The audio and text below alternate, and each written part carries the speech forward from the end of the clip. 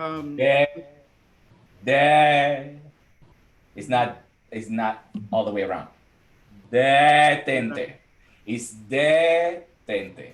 I want you to start creating the colors that Maya is talking about using all of it. It's written in the music. Just look carefully. You look a little bit, a lot more closely. Okay. And there is a lot of those. And then also pay attention to the way that the music is slurred. Okay. I want you to phrase this music a little bit more close to what it's in there. And then there is a part when you go the para que me enamoro. When you have those little the figure, even those.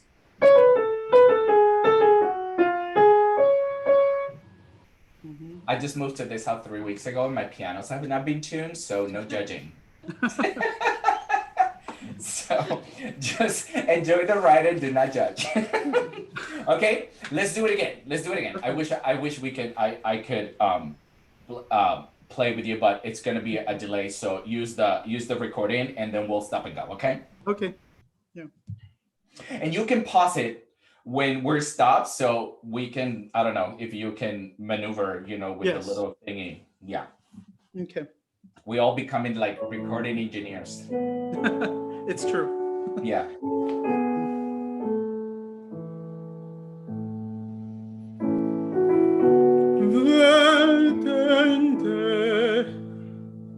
Go again. Oh.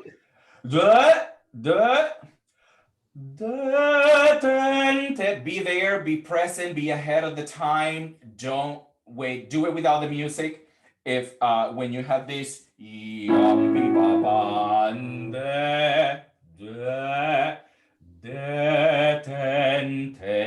right there. It's just like you're waiting. You're talking with somebody, and the person turns around, and while the person is turning around, you go, "Hey, wait, detente." Yeah.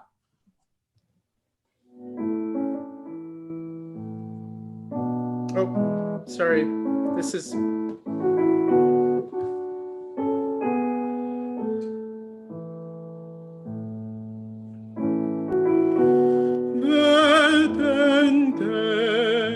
Sombra de mi bien esquivo. Okay, this is something to carry on. Yeah. All your consonants, carry them on to the next syllable. Okay. See how you're stopping the sound because there are consonants in there? Carry on. Move them all onto the next note. Detente, sombra, no sombra. See what I'm doing? It's basically I'm putting all the ending consonants onto the next note. Yes. Okay. So there's a continuity of the sound. Now detente, sombra. Yeah? You understand? Yes. Okay. Sing it without the music. Okay. Detente, sombra de mi bien esquivo. See, your legato got all of a sudden a lot better because you really carry on into those consonants and you're moving them up. So the way that they look in the music is just like double consonants when you see them in Italian and they're written in all the scores that you have. Occhi. Something that I'll move that first consonant onto the next note. So you put them all together. Occhi, sombra de mi bien esquivo. Okay? Do it one more time. That was really, really, really, really good. Make sure that you're ready for that first consonant. The pitch should go in there. Don't aim for the vowel. Aim for that consonant. Not because I lose the consonant. Okay? Yeah. Words is everything. Words, and you cannot have enough words. Okay. Without words, we cannot be loose enough or flexible enough to articulate the music and to be expressive. Okay? Yeah, those are the tools. Also the vowel color, right? You don't have to sing it exactly the way that you would say it. You can choose, you can mix in a little bit, like cooking, right? A dash of salt. So with all of these vowels, when you have words like they, right? There are little words. Consider how you say them. Consider putting a different color in there somehow to get to build the legato phrase or to do with the text what you want with the music. Yeah. Okay. Makes sense? Now we keep adding to the pot. We're gonna have a beautiful meal at the end of this thing. Mm-hmm. Okay, go again without the recording. We'll work faster and then we'll put it all together. Okay. Detente, sombra de mi bien esquivo. Fill the blanks, Alonso. Sombra de mi bien esquivo, vivo lo quivo. Don't drop it. Don't drop it. Carry on until the very end of that phrase. Uh-huh. It feels that you're pulling away because there's a diminuendo and then the energy goes away. Yeah. The energy, the more you aim for those diminuendos and phrases there like soft, the more energy physically you need. Don't pull away from it because then you lose it. Okay, take it from that phrase. Sombra de mi bien esquivo. Good. Imagen del hechizo que más quiero. Those O vowels in general, can you close them? Yeah. Quiero. Yes. Can you close them? They need, I don't want to get technical because it's Maya's department, but they need to be a little bit more vertical than horizontal. Yes. Yeah, I was going to say that too. Yeah, they're a little too open. All of your O's, close them up. Okay. Yeah, also use a little bit of that vowel mixture. You can put a touch of ooh in there, just a touch, to give it a nice spin that you can energize that will create your diminuendo, right? So you can use vowels and vowel color instead of kind of pulling away from the sound. Yes. That way you can keep fueling the fire, right? Mm-hmm. What the word imagen means?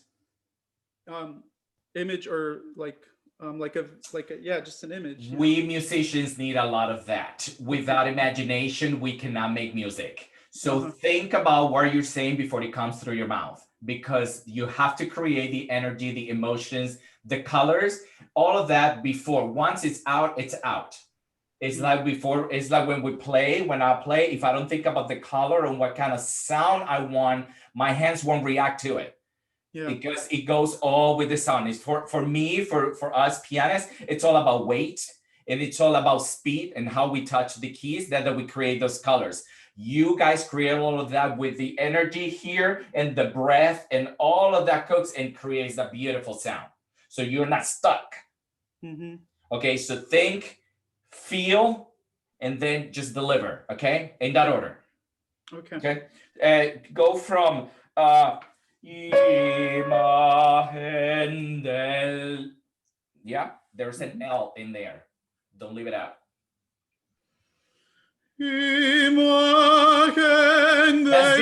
That's generic. I hear this.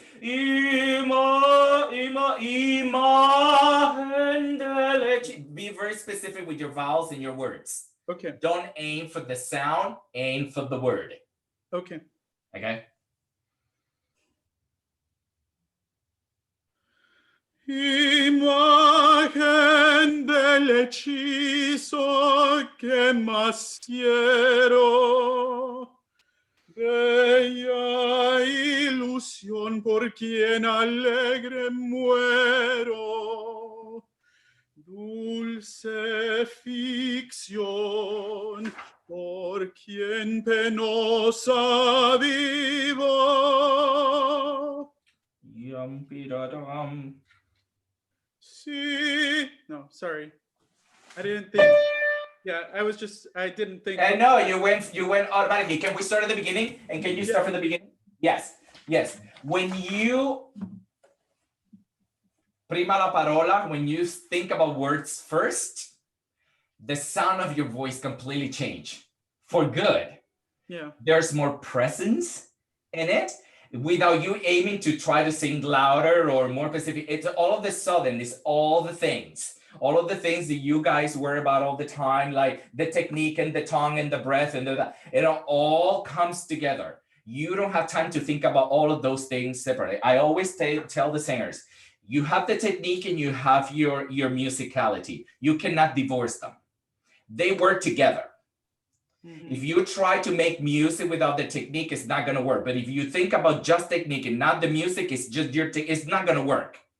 Yes, sometimes we take things apart for a purpose. We have to work on certain part of the voice, but when it comes to sing and deliver a phrase, they have to come together. You have to keep them together. You constantly have to be thinking about the music in order for that technique to work, and your technique is there to allow you to be expressive. Make sense? Yes. So they work hand in hand. You cannot think of them separately. Yeah. Okay, let's do it again. Play the recording and let's go. Maya has something to say. Can you just be very specific and breathe a very concrete image for yourself for each word and phrase? Right? So if you breathe technically for the word imagen, is one thing. But if you breathe into a certain image, Sorry. oh no, if you breathe into a certain image, right? I think that's going to be the tie-in that you need. Something super specific, we call it a subtext. It can be a subtext. You can put yourself into her mind, it doesn't matter. But something super specific that you breathe into, and that's what drives your phrase. Okay. Okay, go for it. Okay. Very clean. Think about the harpist. Think about you improvising, sort of putting this thing together. You know, it's like the beginning of Rondine when they sing in Quel Bel Sogno. And all of those things, you know, it's like all improvisation. It's like, let's see how this goes, you know? Yeah. Keep it simple, but all based on the words. Okay. Don't aim for sounds. Sounds without meanings are just sounds. Okay? All right. Go for it. You're doing great. I know. You probably overloaded with like, okay, what do we do? Well, I'm also sweating like a... Stop. You're doing great. You're doing great. Yeah. There's only like, 19 people listening. I just sweat really easily too. You're doing amazingly well. And we love the song. So thank you.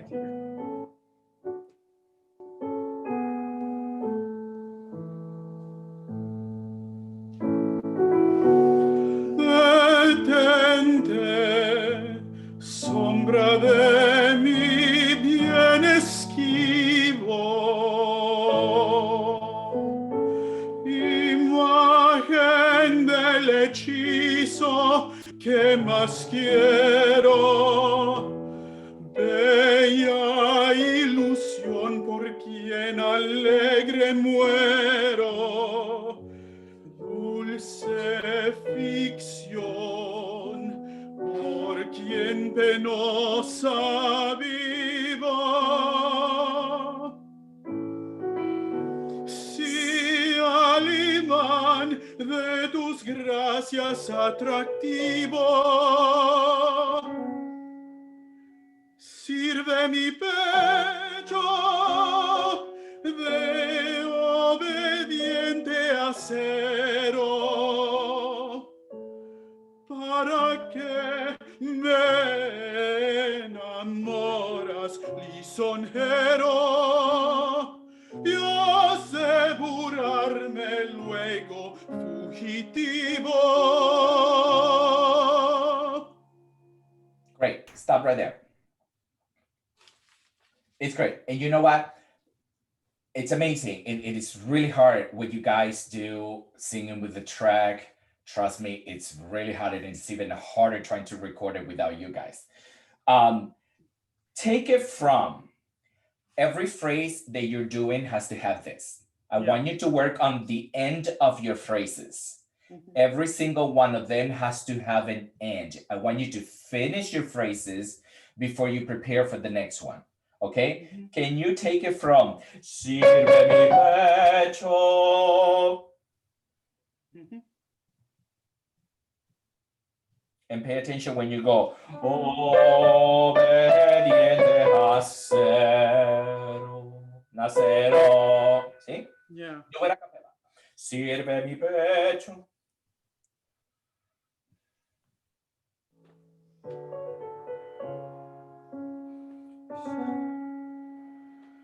sirve mi pecho de obediente acero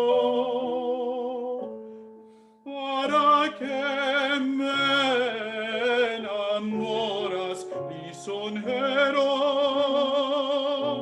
y has de burlarme luego fugitivo. Better. Keep going. Keep going.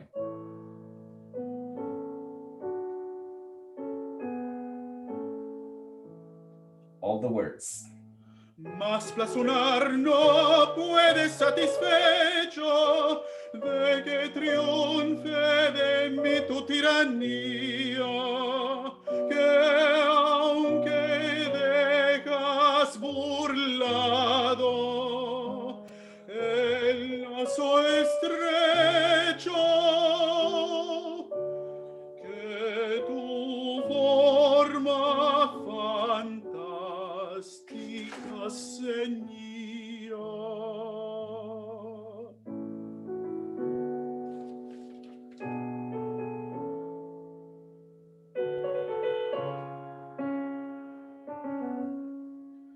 Poco importa burlar brazos y pecho, si te labra prisión mi fantasía.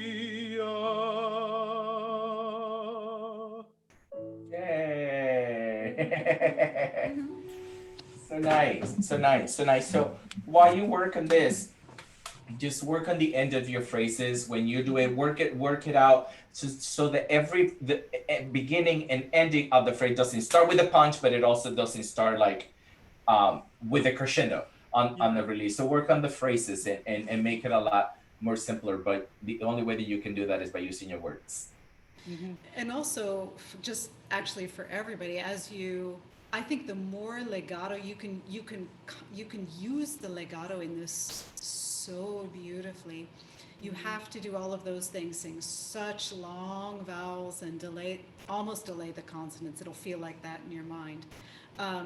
But also re-say the vowel. Remember when you're in choir, we've all been in choir, right? And you make you pulse on the little notes. Mm-hmm. So imagine that every time you have a long note on a vowel, re-say the vowel and re-energize it with breath, with energy, right? Just re-energize and re-say the vowel all the way until you say that consonant. Uh-huh. And that's when you're going to truly get that legato. When you truly get the legato, you'll truly get that intimate feel because you want the pull of the phrase, right? Yes. And then you can choose when you're going to be more declamatory, right? Yeah. And it's yours, right? Yeah. And this is a good challenge for me because of that simplicity, the need for it, but finding that within a way of expressing the words, but also doing it while with the vowel, because thinking of the vowels in that way is almost lends itself to, then you get caught in the technical aspect of that as well. So I that's personally I do, and so I just guess I need to figure out how to marry everything in that way. And this is that's why you practice, you know. Yeah, that's always the simplest things on the page are always the hardest to do, because when the music is really busy and you go singing really fast, you can cover a lot of things. But when there's almost nothing in there and you have to really dig in and read between lines and see what's beyond those notes and everything that composer gave you, that's the interesting part. That's where the real work begins, you know. That's what the artistry comes through. So you have a beautiful voice and the song is absolutely beautiful. Aim for freedom. Yes. All the singers aim for freedom. Freedom is everything. The more freedom and relaxed you are, the more accessible you be to the things that you wanted to do with the music. Yes, when we're holding on and hanging on to something because we want to be in control, that's when you have the least control. Aim for freedom. Take chances because you learn from those things. You're like, oh, I didn't know I could do that, or try this and this and that. Don't settle so quick, especially with something is new. Find 10 different ways of singing the same phrase, because every day you're going to be in a different kind of voice day. Yeah. So if you aim for it, settle for this is how I do it, and you try every day to do it the same way, but unfortunately that day is not a good vocal day, then you're not going to have choices. So practicing is not just to learn your music, it's just basically to learn on how to sing on a bad day. Because if you are not ready when you're having a so-so day, what are you going to do? You're going to cancel? No, you're going to go for it because you've been prepared. You know how to sing the same song 10 different ways because you have options. And then when when you guys, I know you all get up in the morning and the first thing you guys do after you brush your teeth, you go, okay, let me see if my voice is there. And if it's there, you're like, yay, I have a voice. Okay. So, but what about if one of those days like, but you're prepared for that. So practice to get to know your instrument, to know your possibilities, to get to know your instrument, to have different versions of the same phrasing, to know it's just the list goes on and on and on and on and on. Mm-hmm. That's what practicing. When you go into the practice room with a goal like that, you can spend hours on a page of music because you're really digging in. You're just not going through it for the sake of knowing your notes and your pitches and your right rhythms. And that's just I will say the boring part of it. It's just once you have that and you start creating and the artistry kicks in and you find, oh, but I can sing it this way too. And oh, what about this word? How can I do this? And you can get stuck, trust me, in one phrase for hours. Mm-hmm. But it's good that way because it helps you grow as a musician. Mm-hmm. Okay, it's the list is just goes on and on and on. But bravo to you. Yeah, it was really beautiful, and I think you are very specific with your text. Consider sometimes opposites, right? Yeah. Instead of taking a word and really serving it up, consider framing it softly. Consider using intimacy in the way that you say a word, and I would suggest playing with different vowel colors for that, right? Yeah. But sometimes consider the opposite, because you are delivering the text and it's gorgeous, but we need more layers within it sometimes, right? And she gives us a lot of words like fiction that we don't get to sing a lot, right? Think of all the implications of that, what it means to her, what it means to the composer, how the composer interpreted it, and then how you feel about it. Okay. So let your instinct guide you. Do all of those things that Jose said to make it happen, right? Thank you. Beautiful job. Yeah, and I guess so. I have a question, but I don't know if we should just wait till the end because I don't know. That's your question, yeah. Okay. It's about colors. So in terms of when you are specific with text, I've had the impression and I've trusted that if I'm that specific, then the colors will just happen. But I feel like there's a different way to achieve different colors that may be more purposeful or different way of looking at it. Yes, yes. I mean, take the vowel ah. How many shades of ah do we have? Yeah. Billions.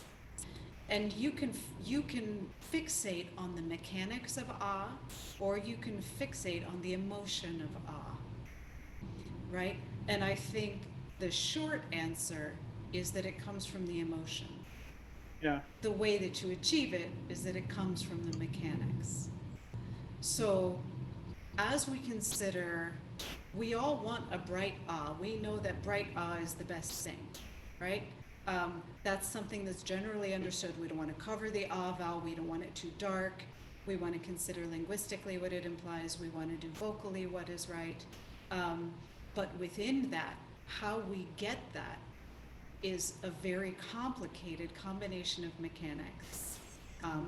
And I, as a young singer, did the opposite. I always went with my gut and my will, and my teacher would say, oh my goodness, use your technique once in a while.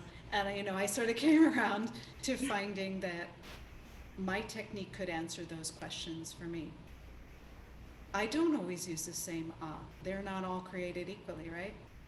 The ah that we have at the beginning of something like, I don't know, we're going to talk about this a lot when we get to Pampamapa, because a lot of phrases end with ah, and the way that you say that ah, the way that you color it, can deliver a myriad of emotions. So the very short answer to that is that it comes from the emotion, but it's answered with the technique.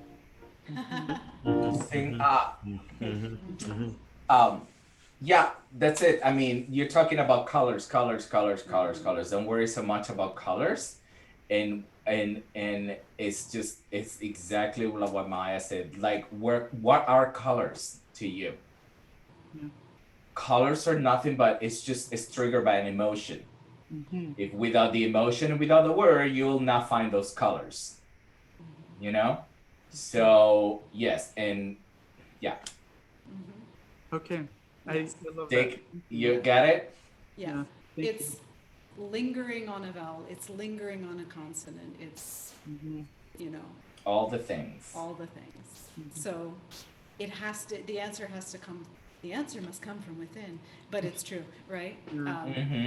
There's many ways to say detente. Yes. Thousands of ways. Yeah. And the composer gives you one piece of information. It starts, or a couple pieces of information. It starts on this beat, and it has an accent mark. Yeah.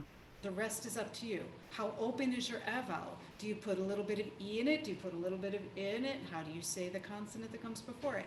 How long do you sing the vowel? So all of those things are what make up the color, but also the intent and then the breath that you take. The intent, yes. Because if you're angry, you're not going to say detente the same way that you ask it if you have some sort of regret, right, or you are sad, or you're about to lose something, or something is about to walk away from your life, or somebody just took something that it's very dear to you.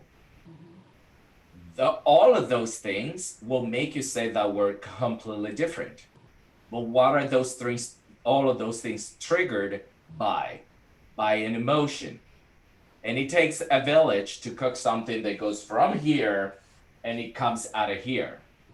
Because for some people, they can go from 0 to 100 and they can get angry like that. Some people are more, content. And it takes a very long time to take them to that level. So you know exactly what this song and this text is about and what is intended with it. So within that, you find that and put yourself in that place. And you'll have 3 bars to do all of that. Right? Yeah, exactly. Then it's like, oh. yeah. Well, and listen to what he gave you at the beginning. He's giving you this.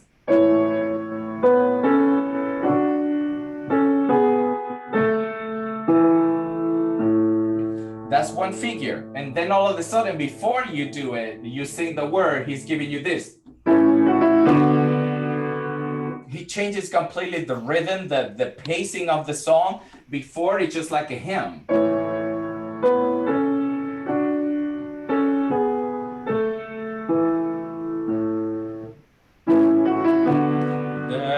And he's already triggering you to use the word certain way.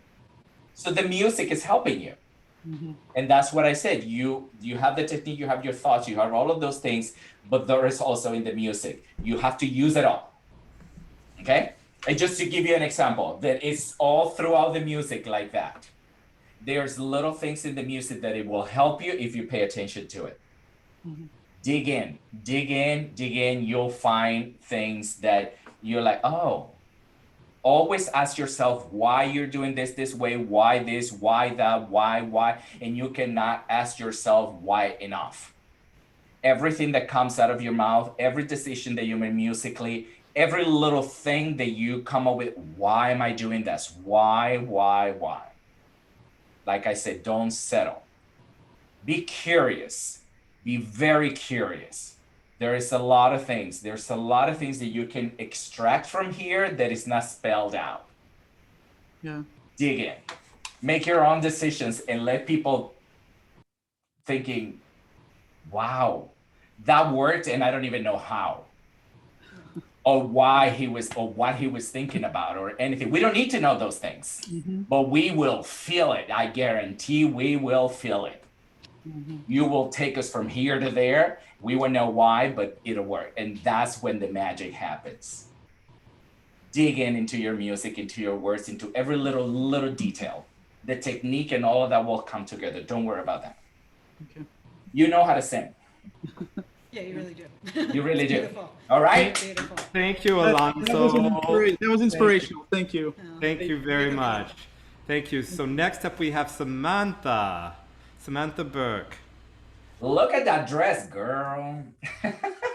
Hi, hello, hi everyone. My name is Samantha. I'm just going to adjust you here, if that's all right. Can you all see me fine if I just leave it here? It's okay? We can hear you just fine. We can see you fine and all of that.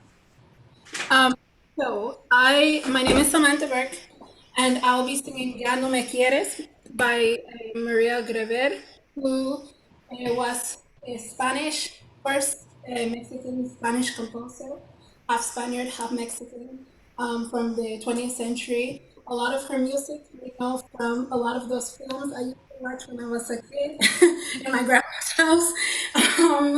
And a lot of her music was inspired from French music. This one that I'm singing, Ya No Me Quieres, is a favorite of mine that I heard just on TV when I was little, and it stayed with me. And it's something that is close to my heart. The arrangement that I have that I'm singing today is by a pianist. He's a Mexican pianist. He's Frieman Hoover. You may know him. And it was actually written out for me by my pianist because I couldn't find the music. So that's him. Can I offer a translation of the text? Yes, please. So I'll read it. It says, I am yours and always will be. One day you said, trembling with passion, say, why with your silence, cruel silence? Now you intend to destroy our love. You don't remember me anymore. You don't love me anymore. And for not making me suffer, you pretend, shut up, or be quiet, right? If you've found a new illusion, don't deny it to me.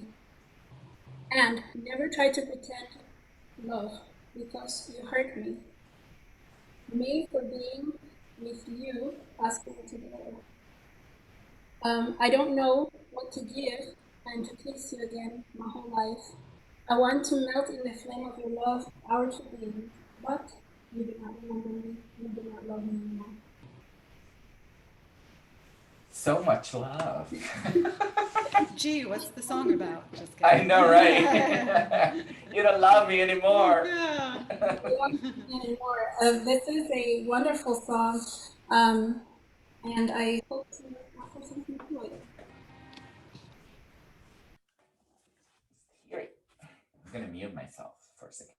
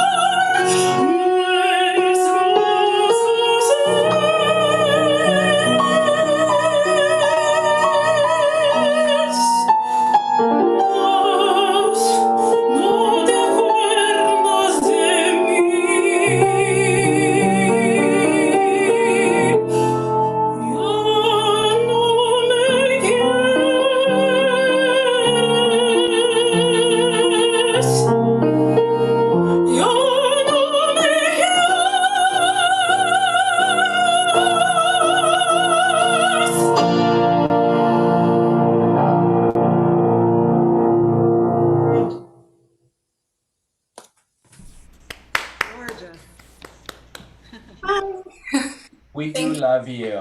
Yes, Oh yes. my God. It's always, what is it? It's always the people, it's like, when and I would like to sing, and they start singing and the voice they goes, go. "Wah!" It's just like, where all that come from?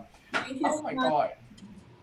That It's comes from- gorgeous. It's gorgeous, Yes. Samantha. It's really beautiful. Thank Yes. you.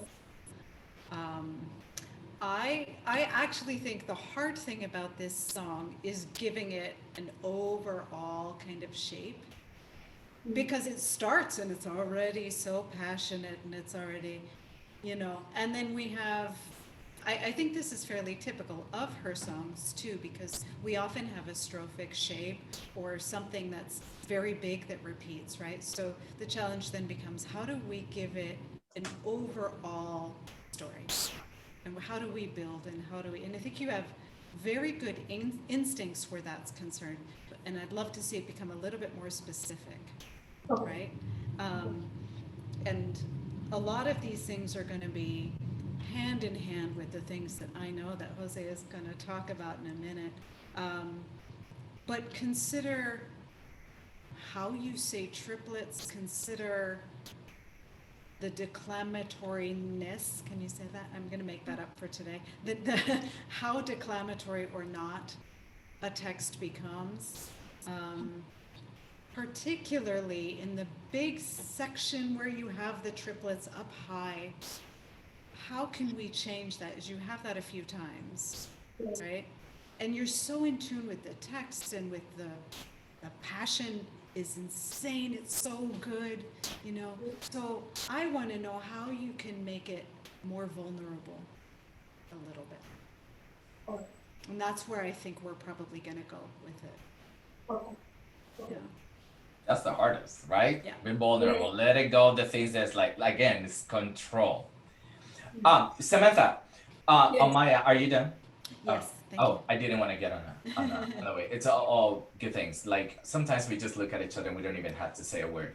So we know what we are. Samantha, every time, let me see if I can stand up and you can see me. Every time that you're going to say something that it's important or gets high, you do this. Okay? I don't know. Are you aware of that? No. Okay. No. You know that phrase where you sing, Quiero fundir en la llama de amor. Put one foot in front of the other, and I want you to sing that phrase, and I want you to sing it to us. Okay. Now, don't push us away. Quiero fundir en la llama de amor, and lean forward, okay? And make sure that every word is articulated, okay? Don't go because you're in that upper range of your voice to go into the, the generic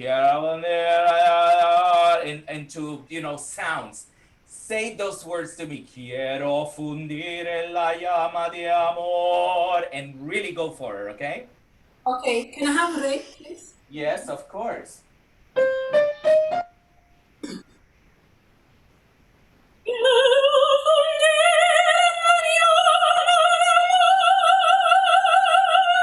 You started. Quiero fundir la llama de amor.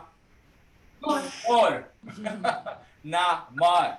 Quiero fundir la llama de amor. Every time you have an open sound, take advantage of it.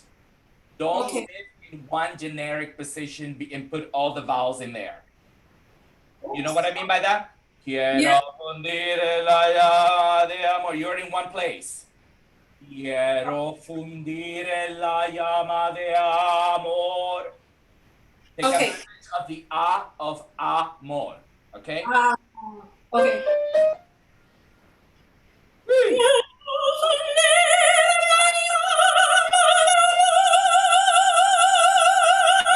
So we have sound going on.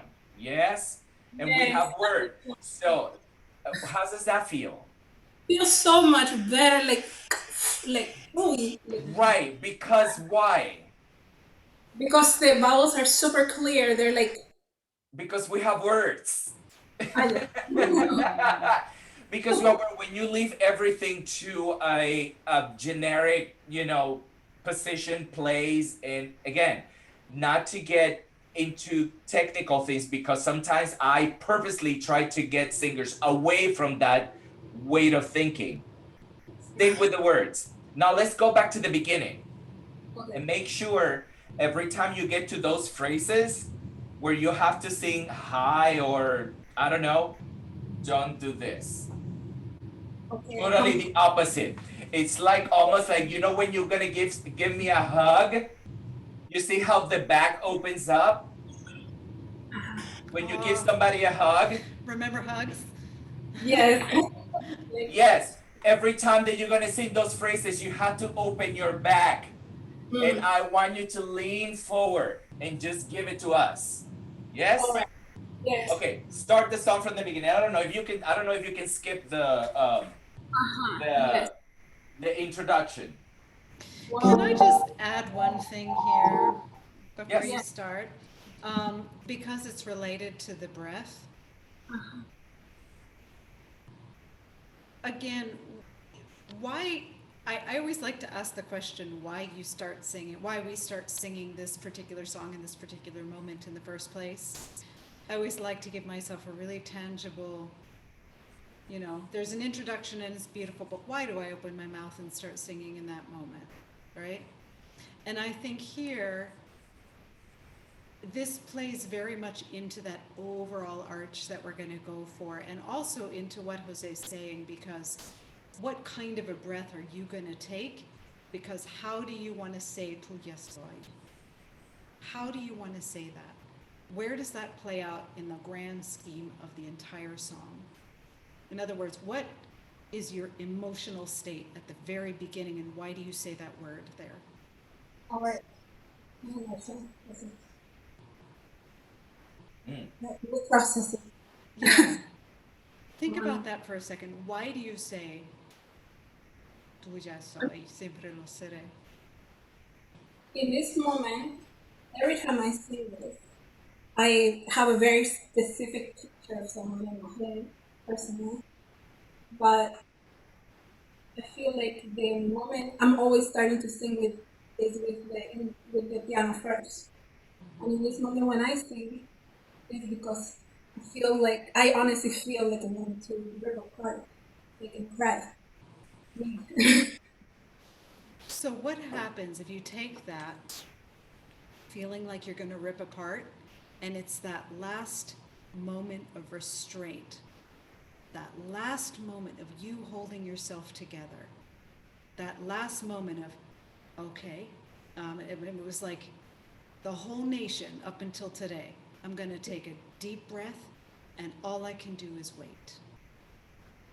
And from that quietness in your body, in your breath, it's different than resolve, right? It's a different emotion than resolve.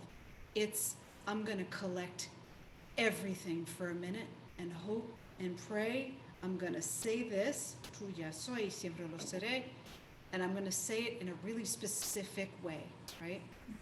Yeah. And when you breathe that calmness and that stillness, all of those things that he was asking for will be there.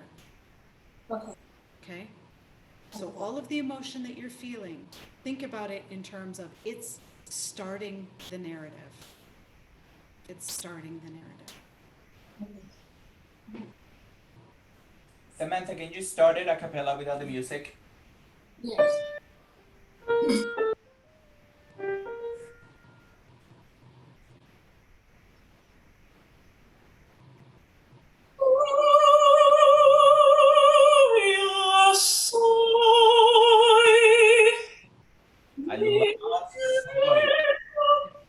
I love soy. The word soy,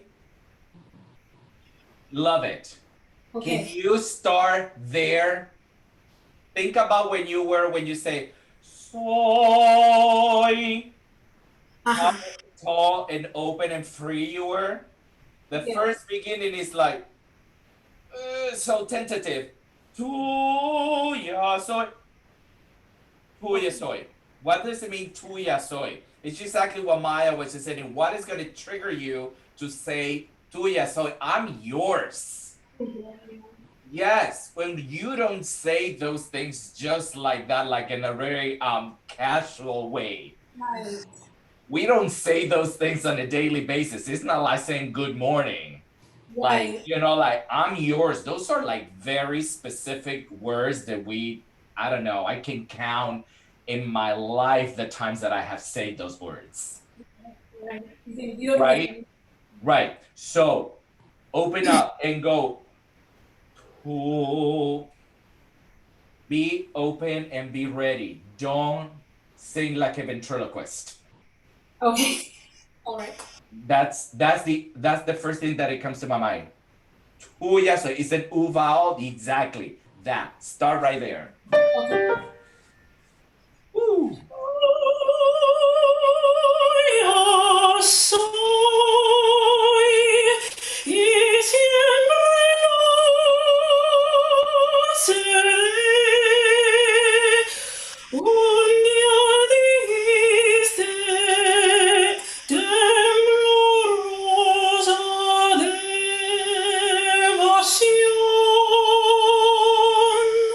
And then all of a sudden, you have the evenness and all the stuff that Maya was saying. Let's just work for the even tone, the quality, the warmness of the song.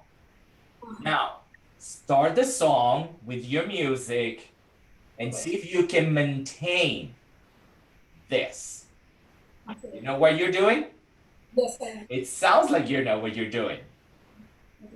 Carry on, don't rest until the song is over. Yes, aim for freedom. You see that when you put your hands? Everything comes in there. Remember that hug. When things started to get a little tight, or you start to feel like, oh, I'm gonna pull back and do the no. Go. Think about that hug, okay? But Okay. say every single word. Let's give it a try, okay? Go for it. I'm going to skip ahead just a bit. Of course.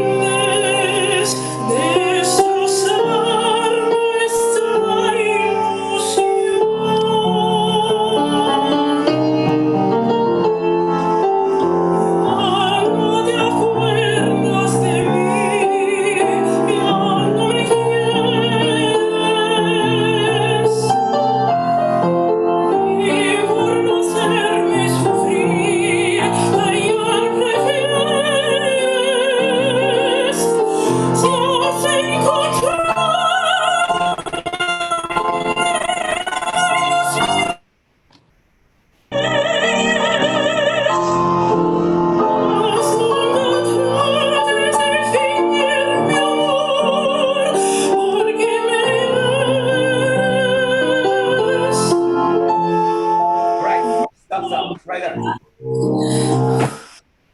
What Yes. did you say? What's that? I didn't hear what you said. I'm sorry. Oh, no, that's fine. Wait, all good until you get to the part. Si has encontrado una nueva ilusión. You know what it is? When we get, it was good. It was good. The whole thing until that point. It's just like, oh, I feel the freedom. I love it. I understood every word. and I will talk, and I will say this from my own experience. We Latinos tend to cover flaws with our musicality. Uy, whoa, call me out in front of them. I have done it my entire life. You know, it's not a bad thing. There's no flaws. There's no flaw. The thing is, you are very musical. And then when you get involved into your own phrasing in your stuff, all of a sudden you forget a little bit that you're singing for us, for people. You get into and that's not a bad thing. That's not a bad thing at all. It's just that you get all like, oh, I'm over here, and oh yes, there's an audience. And that's what happened in these phrases. You have to keep selling it, even when it gets to those parts that you like, you want to shut the door, you want to sing it, you don't care who is watching. Yeah, it's like people say, dance and sing like nobody's watching. You know how to do that very well. When you get to these phrases, they are very passionate. All of those, like,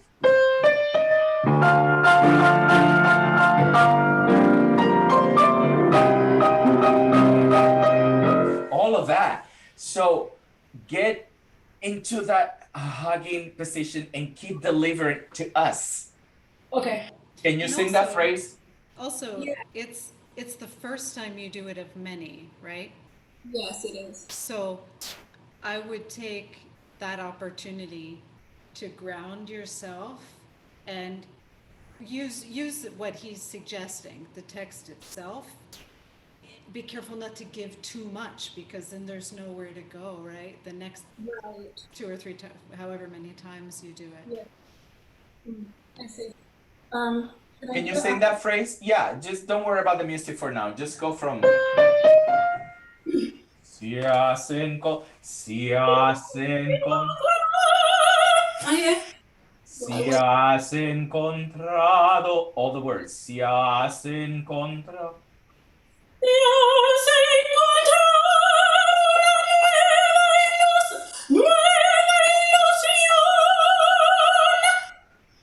But it's too big? Don't worry about that. It's not about big. I think it's about the intent behind it. It's not volume, right? It's color.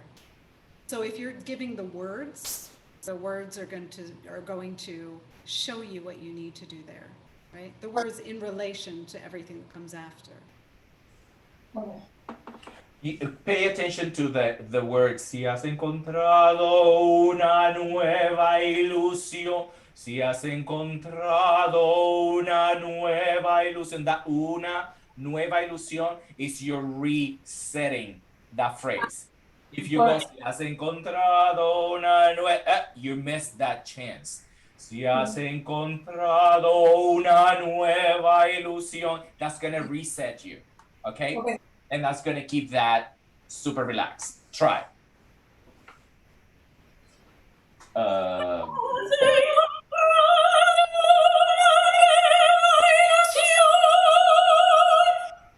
How does that feel? Much better. Much better. That little in the middle turn, it does help to center me. And then in the second moment, I don't feel like the ending has to be ilusión. Right.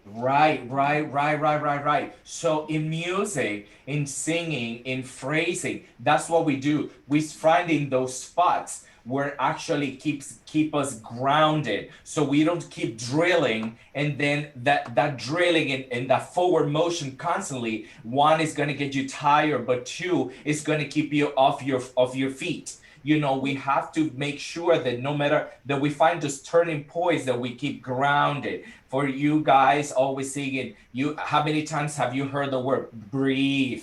Breathe. Your life, your entire life is like the anthem for singers. Breathe. It's because the breathing is just going to keep you grounded. So in phrases like this, when you are in that kind of tessitura, it's not even re-articulating the vowels, because you don't have a vowel that's sustained. That's what you do. But you have diphthongs there. You have, si has encontrado una nueva ilusión. giving each vowel its own attention, its own time and space to sing, to ring, to vibrate, all of those technical stuff is what's going to keep you there, grounded and flexible. Okay, there are two phrases like that. So sing them together now. Si has encontrado una nueva ilusión, no me lo niegues, más que encontrar. You know what it is. Okay.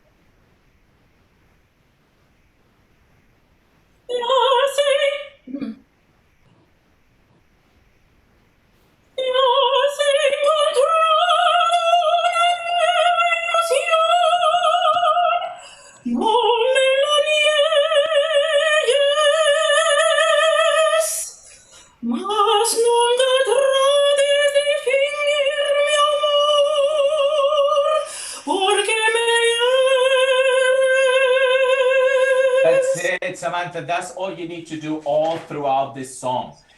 Is there a way you can skip in your music to almost the last two pages?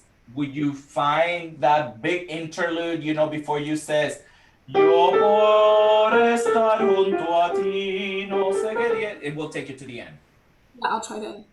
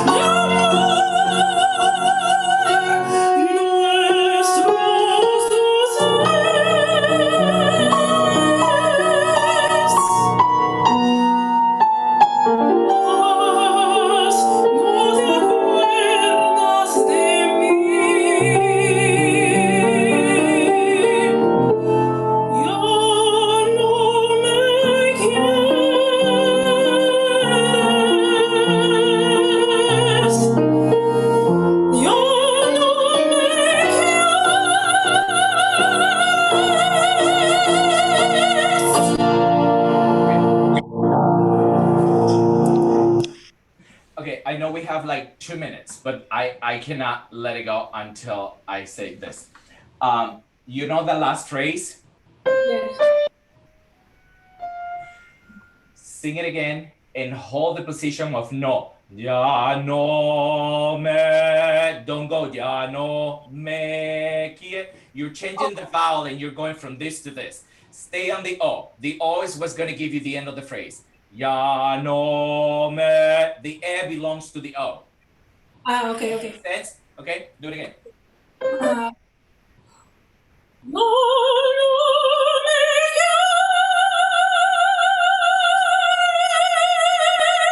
what do I do for X? What's that? So, What do I do for X? Yes. I feel like it's like hard to keep the so same. Yeah, but you're trying to be specific. This is one of the things in music you have to aim for the sound. Ya no me quieres. Everything belongs to that position. Okay. Try to match the sound. Stay on that O place, on that toe place, and make everything comes out of that. Okay. So he's asking for a taller vowel and some vowel mixture, right? Like Yes. he wants you to take the shape that you have in your mouth for O and say the e in that space, which means that your e becomes closer to an OE mixture, and that's okay. Okay. Okay? So you have to keep that whole column. There you go. Please.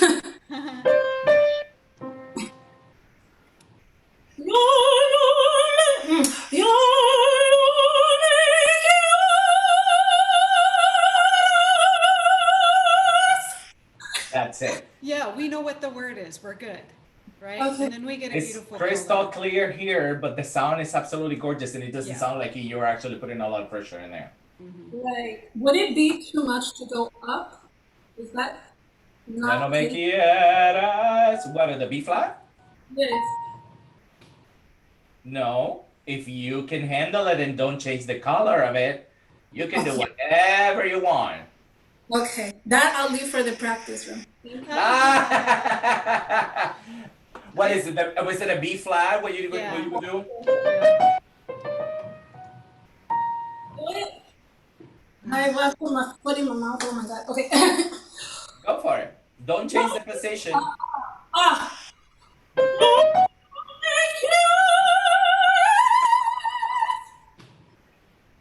And you will hold it until you turn purple. You know what, in a way it's easier because we give ourselves permission to change a vowel on a B flat. In Right. a way that we don't on an F. But that retained more of the color, I think, of the preceding notes and the That's what I phrase think that come before it. is more beautiful. I It think. is beautiful. It's very beautiful. Your voice is beautiful, and this song is absolutely gorgeous. Thank you for bringing it to us. Yeah. Appreciate it. I just wanted to, because we didn't really get to talk too much about little details, just some things for you to think about. Right. In the very beginning, for example, when you have little words like in the very opening line, tuya soy, siempre lo seré, lo is the longest note of that whole thing. Which is beautiful. I think, you know, it's 3 beats and I think it needs 3 different kinds of emotion.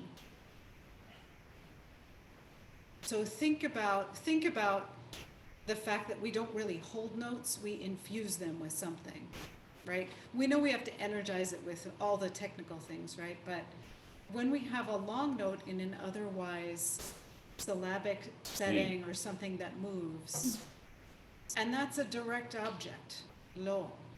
But what is that lo? And that's what I want you to answer with the colors that you're using on that note, right? And, you know, and we didn't say this out loud, but in the opening, you're quoting him. You Right. said that, right? You said that to me. And I'm going to assume that that he or she has since changed their mind, right? So, right? But it's not just I'm yours, it's you said I was yours. And so we need to find the weight of that in that lo, because that's what that lo is, right? Okay. And you said this, you said I was always going to be that person to you. So find the colors within the small words and the small pieces of the phrase that are on longer notes, because you have time to say something with a lot more than you really think you do. Also, when you have words like yeah that you say 1,000 times, the first time you say it, the second time you say it, 3, 4, and then the last time, all can have different colors and weight, right?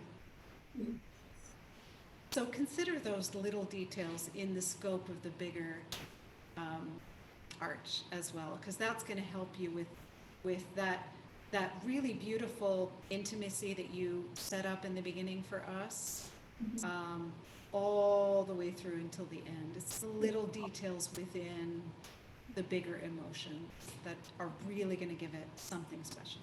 It's very beautiful, very beautiful. I'm happy I saw this to you guys. It's really open and for Bravo to you. Yeah. Bravo to you. It's Beautiful absolutely job. beautiful.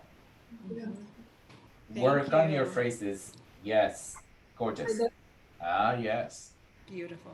Yay. Thank you, Samantha. Thank you so much. Beautiful singing. So we're next up. Our next singer we have Diego. That's me. Yes, that's you. Incidentally, I just wanted to add, and I know Jose and Maya will probably have more to add on this, much more eloquently than I will have to say. But the first 3 singers on the program today speak Spanish, to my understanding. So they come from a background, where they spoke Spanish at home. But this repertoire is not just for Spanish speakers. I'm hoping to do more, and I'll be turning to Maya and Jose for this for the future, but to do more classes and more recitals in this area, as well as African American art song, because we turn often to the French and German repertoire, which I am personally very passionate about. And my background is actually in French song, but I do think it's important, particularly at this time, to invest more attention to Spanish language song and to African American song, because a diversification of this repertoire is definitely needed, not simply to help sustain the art song repertoire in terms of its decline, but the music is so beautiful. I mean, look at what we just heard today with our first two singers. So that's all I will say. I'll get off my soapbox, but please, if you are a teacher here today, please be giving this type of repertoire to your singers, regardless of their language skills, because obviously when we give them French and German song, we have a lot of work to do. Italian song, we have a lot of work to do. So we have a lot of work to do in with the Spanish as well, and the same with African American music, art song rather. That's just not meant for the African Americans who live here in the U.S., or abroad. It's meant for others to be able to enjoy this repertoire as well. So, okay, moving on. No, I absolutely agree. And actually, this composer, Manuel Maria Ponce, I'm be singing his very famous tune Estrellita. I grew up hearing it with like mariachis and on TV shows in the background sometimes. I never knew what it was until I revisited and discovered this whole thing of music. Ponce actually, he started in Mexico. I mean, he was born in Mexico. He was at 4 years old, he was able to recreate his sister's piano lessons, and they're like, this kid's a genius, so we're gonna put him in lessons. He studied abroad in Italy and Germany and came back, took a kind of nationalistic thing. He did something very similar to Britain, where he collected the folk tunes and everything and composed them and elevated them to the elite status that European music had at the time. So I hope to share a bit of that with you guys.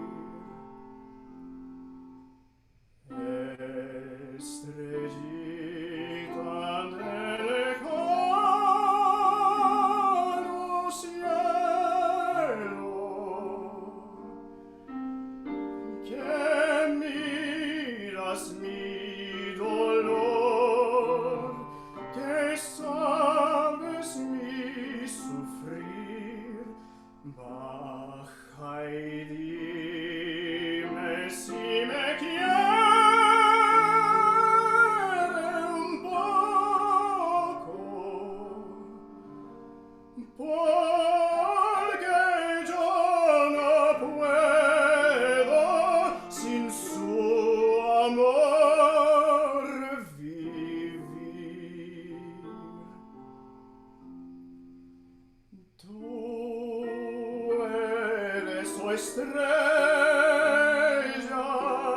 mi faro de amor.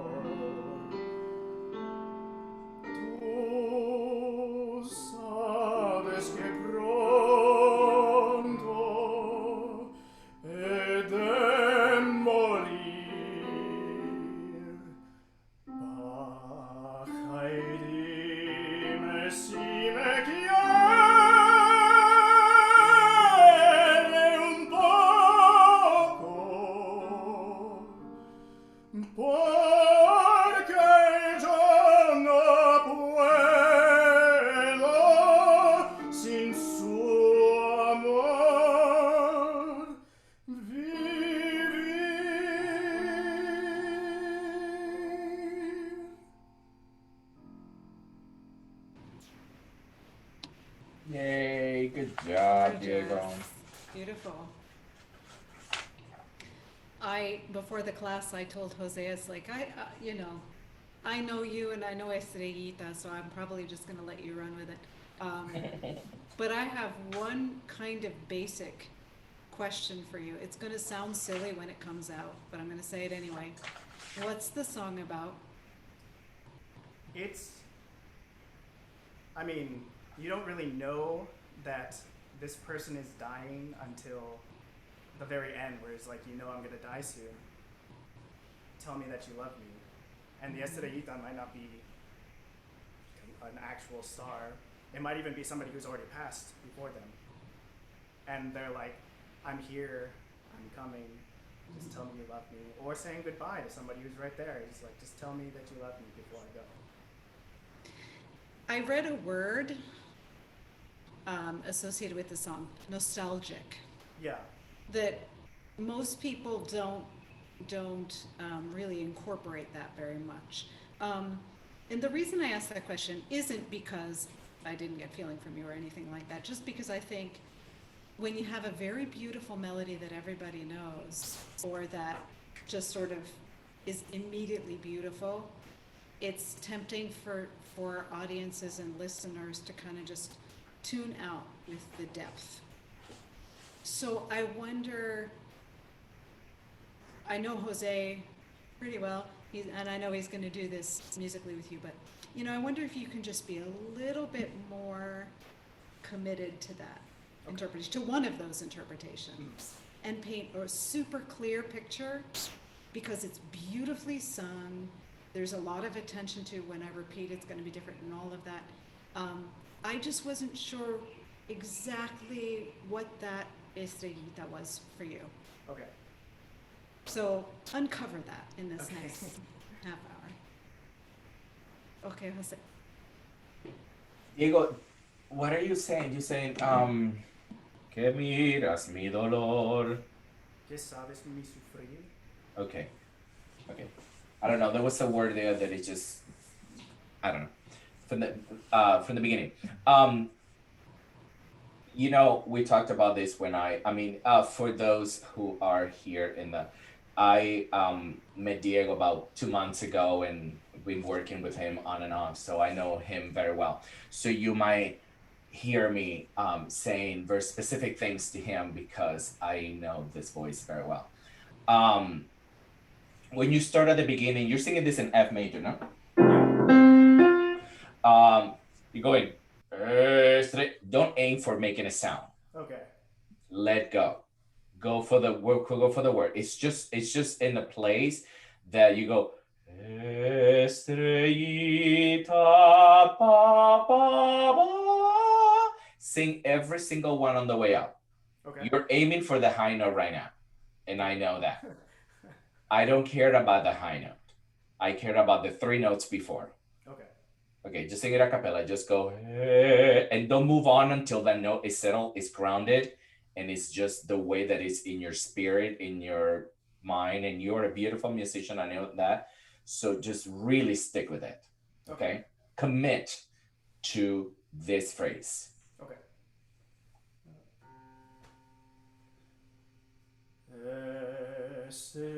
Can you close it a little bit? It's too like you're sitting on it. Okay. Knowing where you're going. Okay. You're going, Estrellita, ba, ba, ba. Don't sit there because you're not going to know how to take off from there. All right. It's a passing note. Estrellita. It's not. Estrellita. You see the difference? Yeah. It's not a downbeat note. It's an upbeat note. Okay.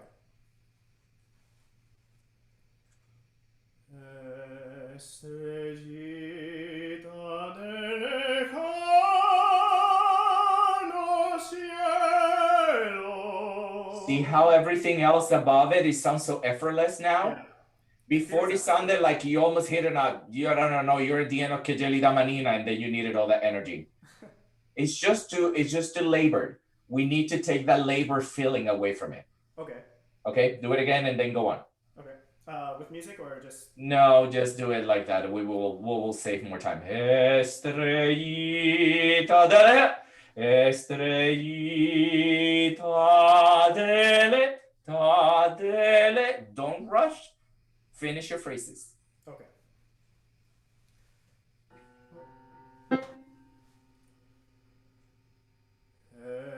Estrellita del lejano cielo. Cielo, and take that pressure from your lips away. Just say the word. Cielo. Cielo. No, Cielo. cielo. You see you doing this? Ah. Yes. Yes. Take that pressure away from your instrument. Okay. You don't need it. Just say the words. Okay. That's so beautifully on the way up. Can you feel it? Yeah. Yeah. I think I was just like feeling a little constricted by having to go along with the recording.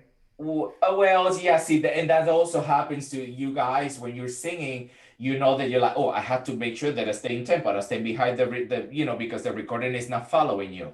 I understand, which is why I like to do it without the recording first. You have to get to the feeling of it. Okay. Go for it.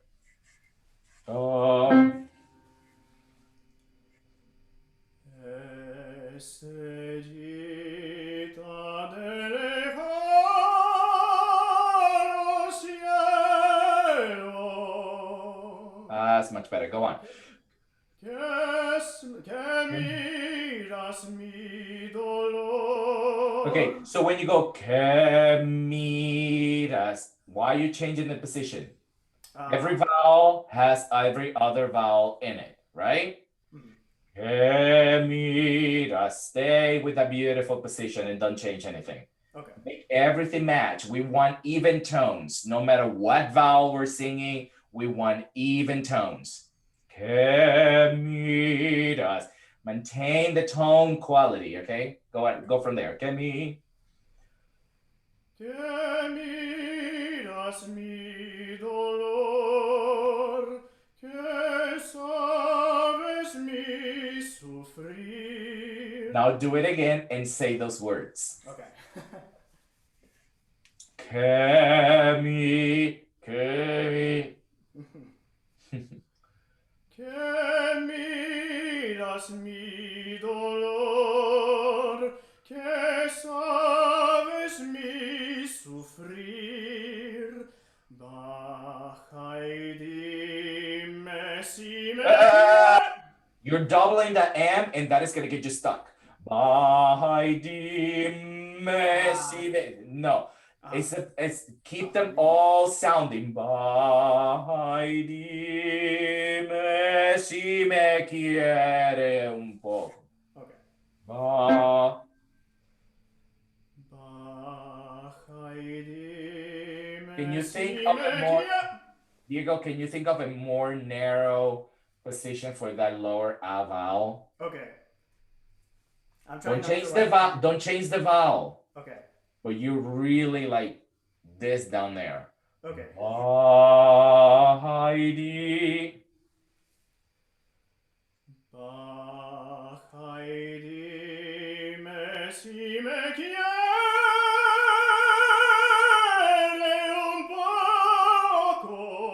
un poco. You're putting a lot of pressure on your instrument just for some reason. I don't know. Baja y dime que si me quiere un poco. Feel that? Can you see yourself on the screen? Yeah, I see. Right. I see what you're saying. It's like, oh. Yes, exactly. Okay. Alonso is looking, he's laughing because it's like, yeah. Here we go. Baja y dime. Ba. Baja y dime si me quiere un poco, porque yo no puedo sin su amor vivir. Sin su. There's an open space in there that you're not taking advantage of. Sin su amor vivir. Sin su amor See how easy that is? Yeah. Yes. Now, what is lejano means? I'm going back. Distance. Okay, you have to now to use your imagination because it has to sound from a distance, like Bette Midler.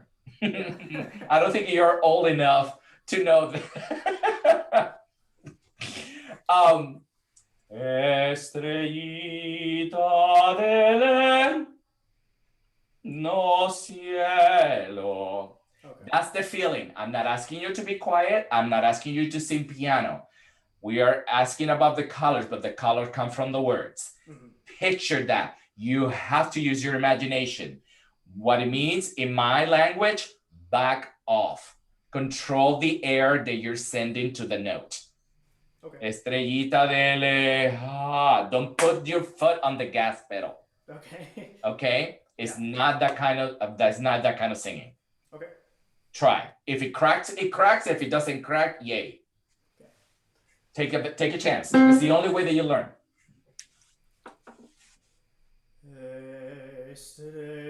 Estrellita de lejano cielo. Well, I'm okay with that. Okay. How does that feel? It feels. I mean, it doesn't feel like a whole lot of effort. So. Well, it's you're still on your voice. But see, the thing, there is a fine line between I'm not doing enough because it feels too easy. Yeah. Versus it's labor, so I'm just putting my foot on the gas pedal and I give it all I have. Yeah, makes sense? Yeah. Can I just mention one thing, which is that we don't have to separate the idea of sending the voice this way, or we can separate rather the idea of sending the voice this way and pulling back, right? We just have to know the mechanics of what we're doing when we pull back. So when he says, I want it pulled back, right? I think that would translate to me as being super, super grounded and low in my body, but it's still gonna spin up and out and forward. But that is not the same as volume. Okay. That's color and spin, yeah? So do it with music. Oh, who recorded the song for you, Diego? This is actually ASPSNY. I don't know if Oh, it is? It is? Yeah. Oh, it's actually not bad.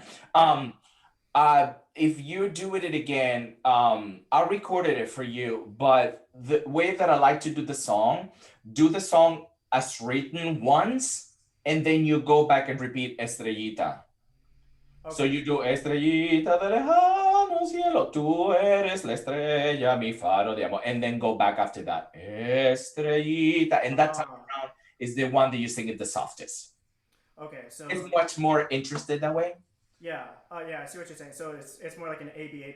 ABA, yeah, instead of exactly, as opposed to AAB. Okay. Right. Okay? But just start at the beginning. It's really beautiful.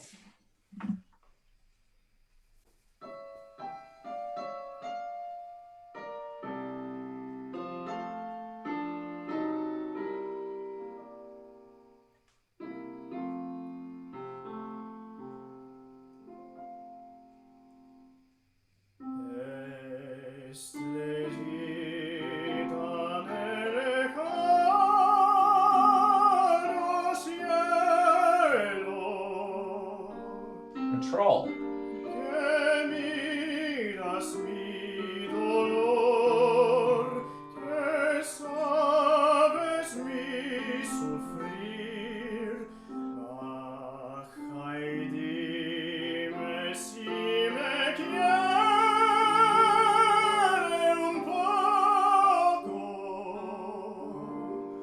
porque yo no puedo sin su amor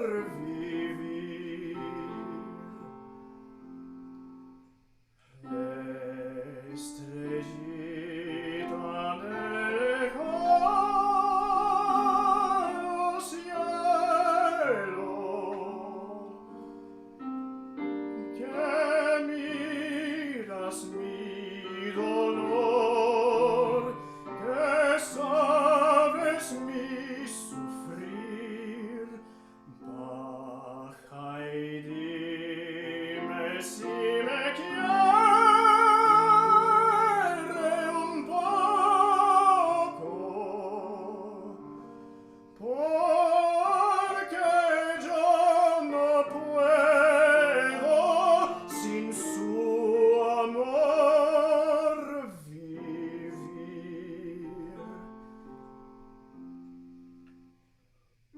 Tú eres su estrella.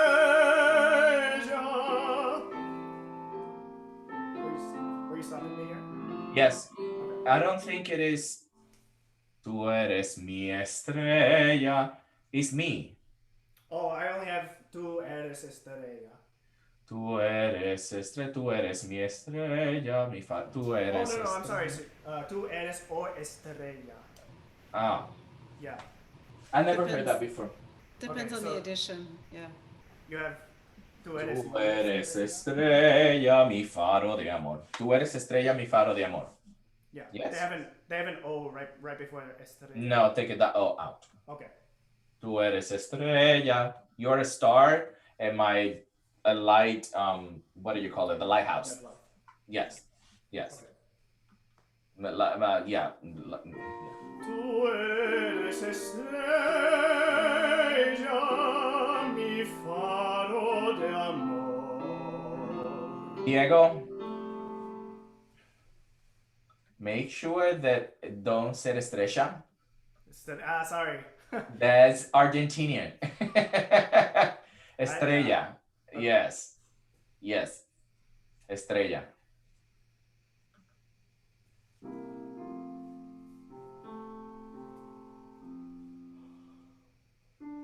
Tú eres estrella, mi faro de amor.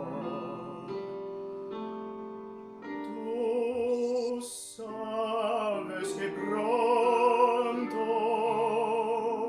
he de morir. Baja y dime si me quiere un poco,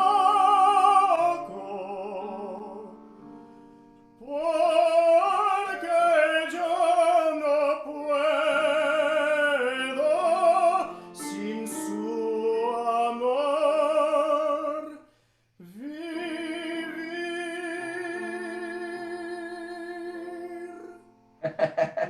You negotiate that really well. It's not easy. V. Focus on the consonant. Okay. V, and watch your tongue. Okay. V. Oh, sorry. No. No puedo sin su amor vivir.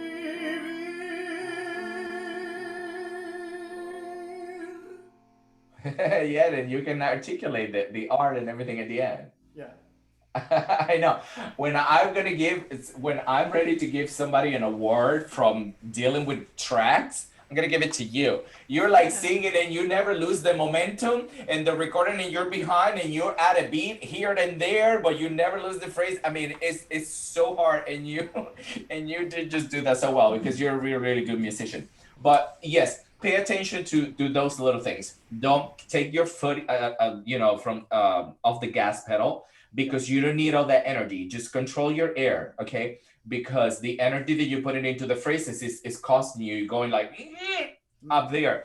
And these phrases, every note has to be sung in order for the top to have the right color and the things that you're aiming for. It's such a delicate song, and just think about the little star. It's Estrellita. It's a little star. It's not a big star. It's not, aim for the little ones, okay? Estrellita de lejano. Use your words, because then you're gonna find the effect. And you did it. It's not that you can't. It's that it's more than, for me, it's not a technical thing. I have worked and I have coached this song so many times with singers of all kinds of levels, and I always get the results. Why? Because it's yes, certain things are technical, but it's digging into the colors, into the words, because then the phrases are built, and they're built very well. He wrote this song really, really, really well. So aim for those things in the phrases, and every little note counts. It's not a big song. It's a very delicate song, and it's all about how you navigate through the phrases that you're gonna get those colors and all of those things. In the future, I think you should move it up and just sing it in F sharp. Okay. I think it'll be a little bit better. Yeah. That half step for you guys is gonna be, Beverly Sills sang it in G major, so, but Yeah. but that's, Beverly Sills. Okay. But I think Juan Diego sings it in F sharp. I think he also sings it in G because.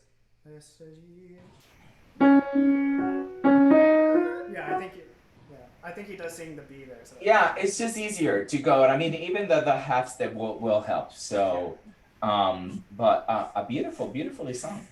Thank you. Maya?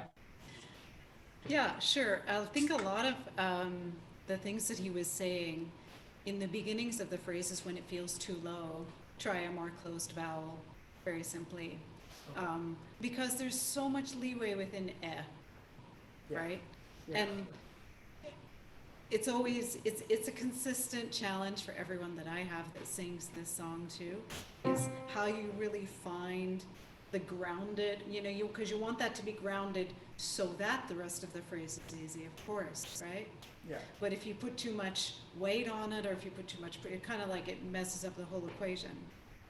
So play with mixtures of that are more OE, that have more I in it. Okay. What he was saying, a narrower vowel. Just know the formula for what that means for you. But I wouldn't be so literal with Okay. like ever. Because in general gives you no height and spin, right? Yeah. And especially there, I would just find what you need to center and ground yourself in your body and in your breath, because then you can do what he was asking with the phrase. Okay. So Yeah. it's And both of those things. Yeah, I definitely think solidifying that interpretation of is she there? Is she at my bedside? Like, I think that'll coincide with all of the artistry that we were just talking about. The further away you put her, the better. That's right. For the sake of this, and the further away you put it, the better. Don't put it too close, right. because yes. Yeah. So you make an effort to really get these phrases the way they need to go. And just also, relax. yeah, and also remember that you have different kinds of energy. So if you want to put energy into lejano, let it be breath energy. Let it be that kind of energy that stays very close to you here. So then the sound can go to her, right? Or to it, whatever Estrellita is, or was, or might be. Yeah. You have your binoculars and you're looking out through the telescope, and the stars are far away. It's it's like fishing. The fish is not right here. You just use yours, and then you bring it towards you, right? Yeah. That's how you picture those phrases. You start there, and then you bring it towards you. For example, just do it in this key. Sing that first phrase, and then don't start where you are. Okay. Picture something. I don't know. Are you still at your dad's house? Yeah. Okay, just aim to the neighbor's house across the street, and I can start. actually see them right out the window. Oh, there you go. So look at them and start the first pitch there where they are, and bring the phrase towards you. Okay. Are you aiming to where that is? It sounds like you're aiming to right there where your feet are. Yes. You're looking for no, look at them and go Estrellita. Use your imagination. Okay. Estrellita del lejano cielo, que miras mi dolor, que sabes mi sufrir, baja y dime si me quiere un poco, por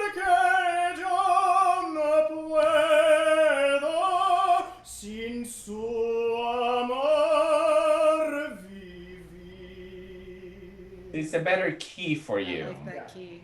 It's a better key for you, and the first phrase has it's a lot smoother, and it gets you there with the least amount of effort. Yeah. Yeah. Awesome. I'll record it for you in F sharp. Okay. I don't think it's actually written in that key, but I know that I've played it many times, so I'll transpose it. And I know that in App Company you can actually transpose things too. Yeah. But good job, Diego, good job. Thank you. Beautiful. Beautiful Really singing, beautiful. Diego. Thank you very much. Gorgeous. And so we arrived at our final singer today, Tomoko. Are you ready, Tomoko? Let's see. Hold on 1 second. She's gonna go get her wine. Hold on. That's Right. I cannot run away. My name is Tomoko Nago, and I don't like to sing Pampamapa. I'm not having the best vocal day today, but I'm a little nervous. Don't be nervous. Don't be nervous. Okay. I'm not in a good vocal date either, so.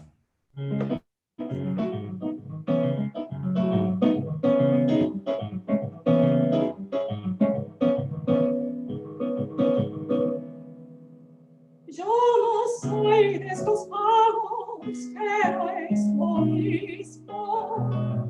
He robado la magia de los caminos.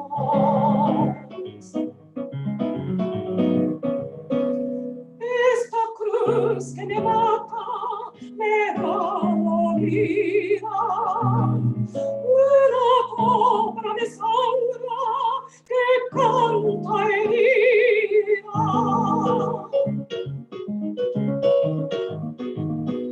No me pidas que arregle mis pensamientos. No encontrarás la forma de atar al viento. Si mi nombre te duele, me llama amor. No quiero que tu boca se ponga amarga, se ponga amarga.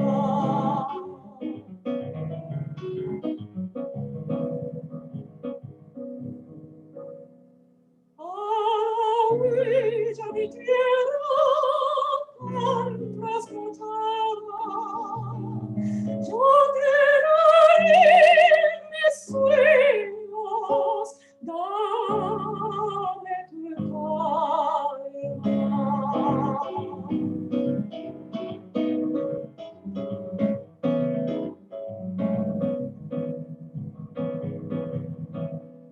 como el pájaro antiguo, conozco el rastro, sé cuando el tigre es verde, cuando hay que amarlo.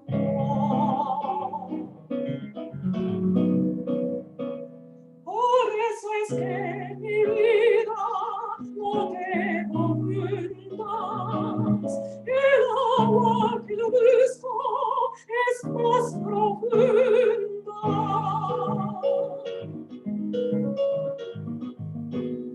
Para fuera cerca el cielo encanto, ahora que dejo solo me voy llorando.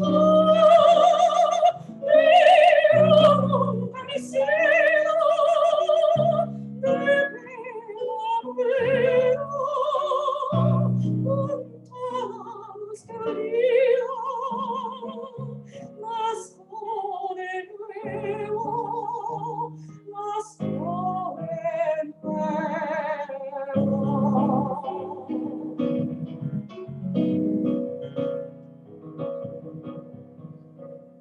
A la orilla mi tierra tan trasnochada, yo te daré mis sueños, dame tu calma.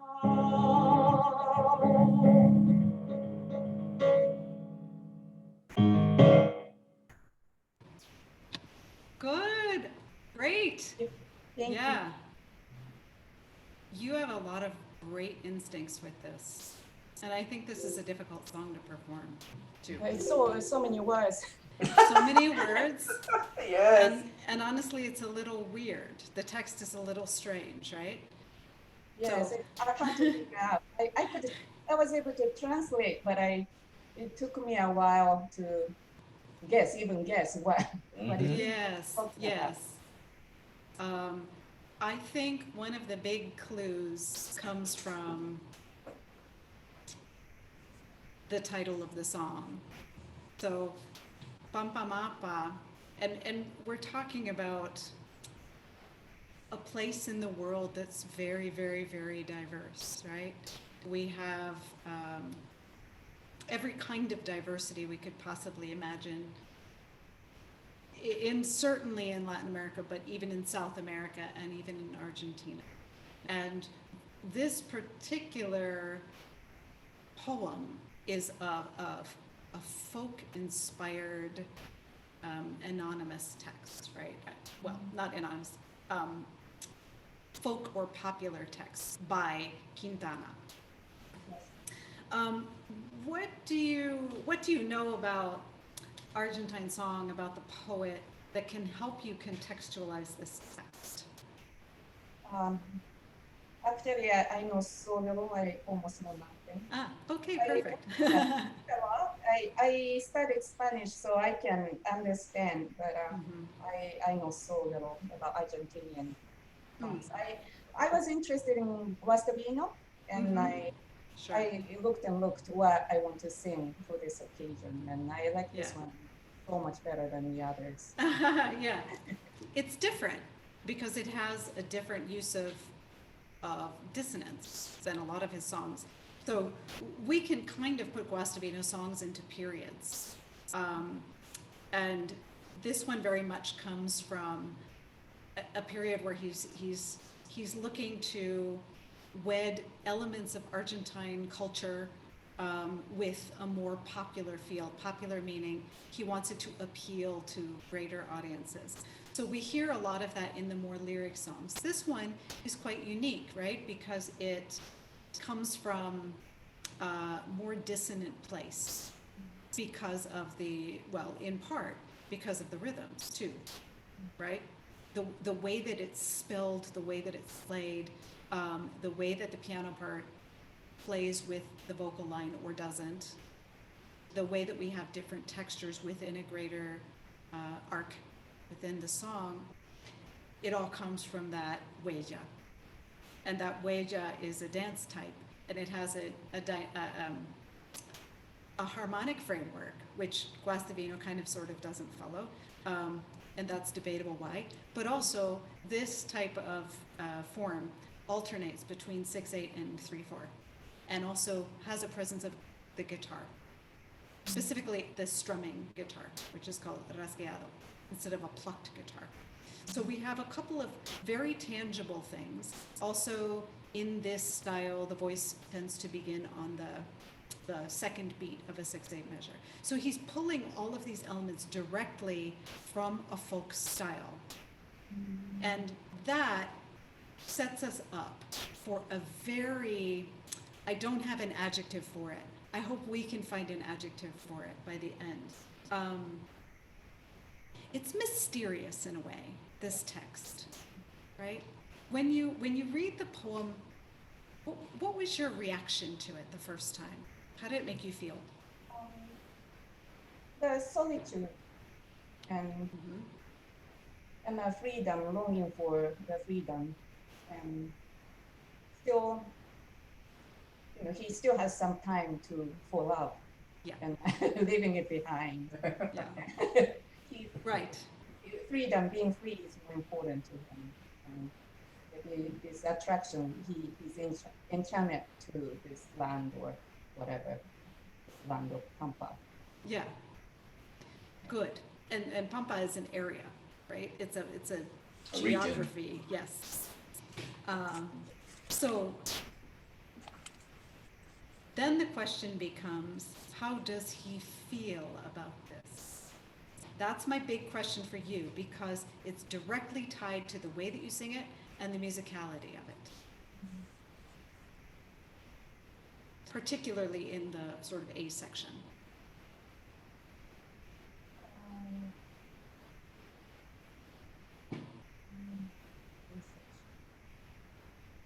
To being an outsider.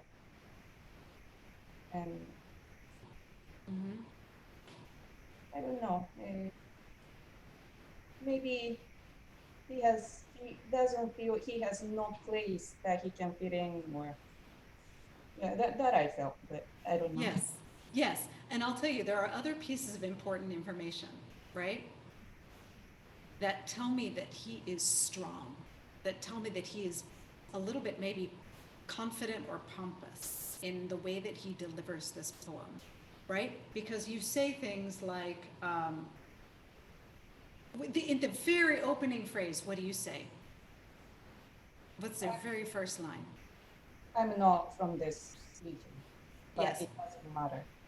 Yes, why doesn't it matter? Because It's I like, stole the magic from it, from these paths. I stole that magic, it's mine. And then he says, this cross that I bear, or this cross that kills me, also gives me life. So he uses these images in this poem, right, that are opposite. They could be detrimental, but they're not. They somehow strengthen him. And to me, that's how Guastavino writes it.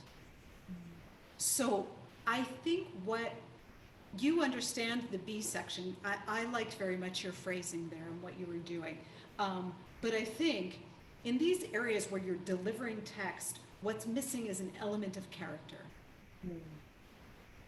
And I think if we can define that through the choice of what vowels we use and the way that we phrase things, then it's a complete, the complete idea. Jose, do you have anything to throw in? Because you know me, I'll just keep going on this. Tomoko, I cannot wait. I hope that you get the chance to perform this live with the pianist. You're doing an amazing job with it. This is not an easy song because it, like you said, there's a lot of words. Careful with the vowel U. yes. Sometimes it comes out as an umlaut, like U. Right. So, and keep in mind that between the instrumental parts and the parts where you're singing will never be at the same tempo. That is the beauty of this song. So you have the guitar going from the beginning, you know, and then you have, and then you start here with the new thing. Yo no soy de esos magos, pero es lo mismo. He robado la magia de los caminos. And it goes again. And then by the time that you go, esta cruz que me mata me da la vida. Una copa. And you insist on going back to that, your tempo. And then, but of course, by the time that you get to my favorite part of the song, a la huella mi tierra tanto camino, te daré mis sueños, dame tu carta. And it goes back again. So, when you have the opportunity, and I hope you do, to have this with the live pianist, you can experience the whole ensemble thing of the song that makes the song so beautifully musically, because it's like, I don't know, it's like an accompagnato resi when it comes to opera. You have the orchestra going blah blah blah, and then you come in with your phrases, and it's just a completely different thing. You set the tone of this and the pacing of the whole song. Yes? Okay, start again. Can you not use the recording for a second? Okay. Okay? I'll set you up in a bit and you sync your phrases. Okay, so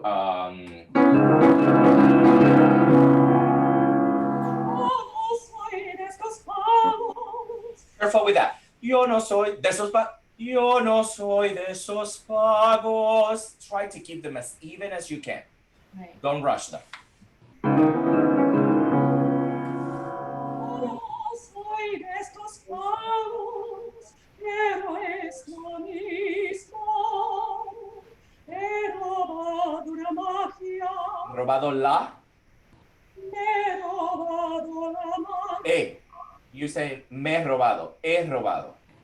He robado la magia de los caminos.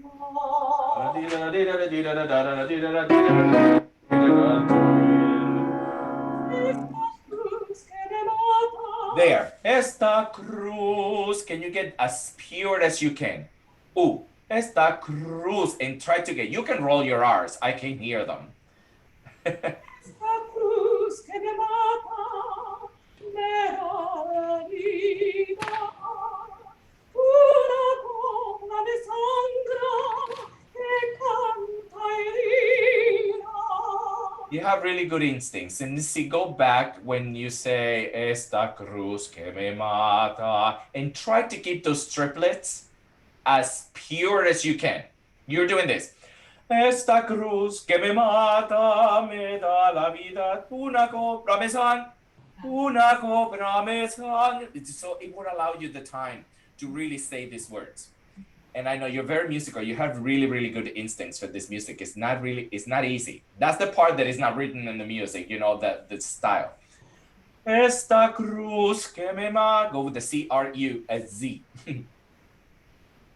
Esta cruz que me mata me da la vida. Una copla de sangre que canta herida. Dum, dum, dum, dum, dum, dum, dum, di-da-da-dee. No me pidas. No me pidas que dejen mis pensamientos. No encontrarás la forma de atar al viento. Si mi amor te duele. Tomoko, try when you sing that phrase, no encontrarás la forma de atar al viento. Si mi nombre me duele. See if you can connect those two phrases. See if you have the breath to do it. Try first and see if it works. And then he goes.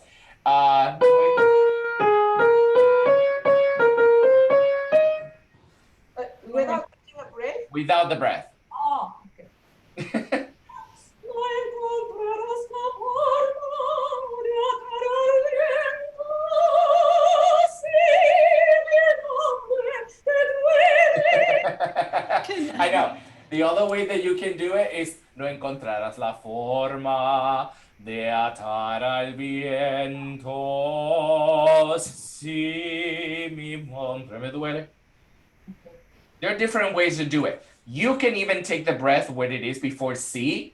But what I want you is to interrupt the flow and the crescendo of it. De atar al viento.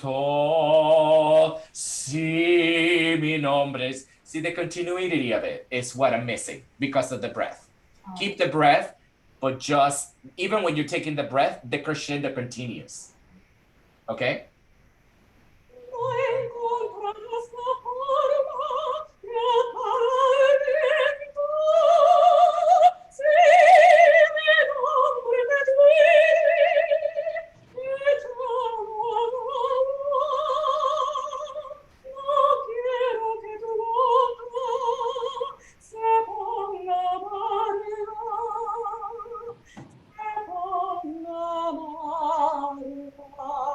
Very good, very good. And look at this tones, the phrases when you get there, no way in calling.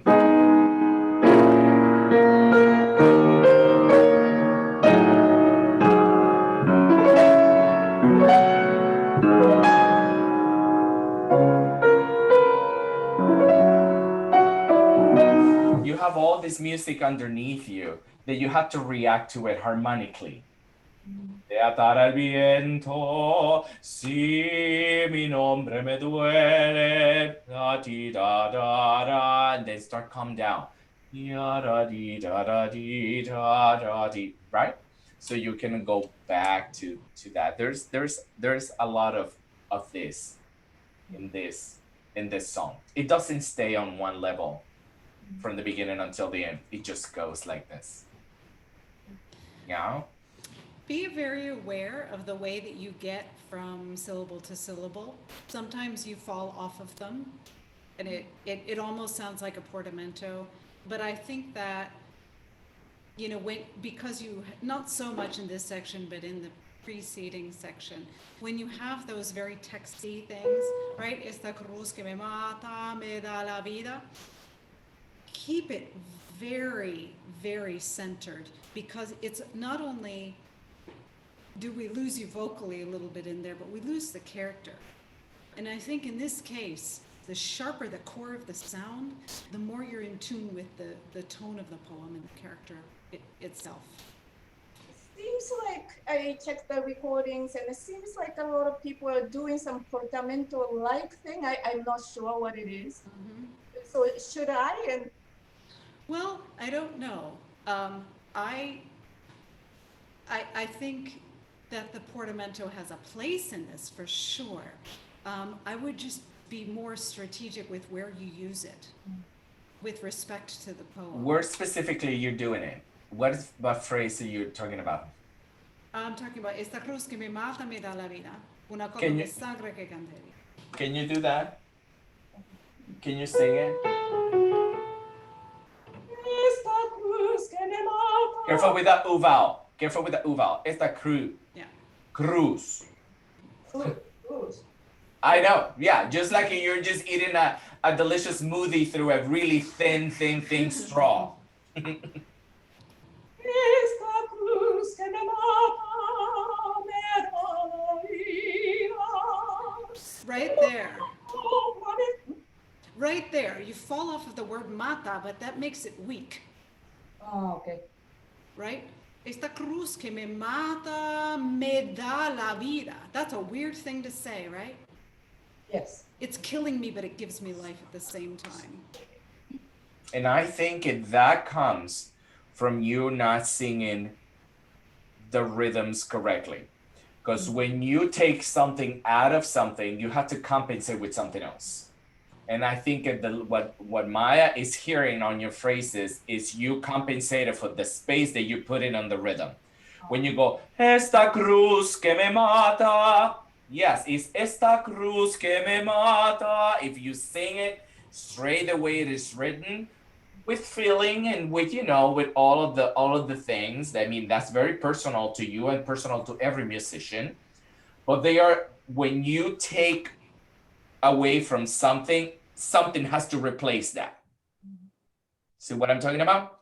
So it's like if you're shortening a vowel in an Italian phrase, what is going to happen? You're going to start doubling consonants because something is going to have to fill the space.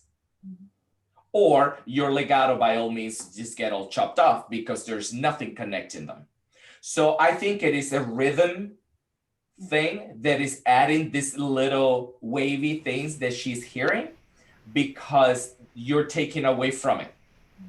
And you're doing it not because it's a bad thing. You're doing it as a musicality tool. You're very musical and you're very passionate. I can see the moment you start singing, you're performing.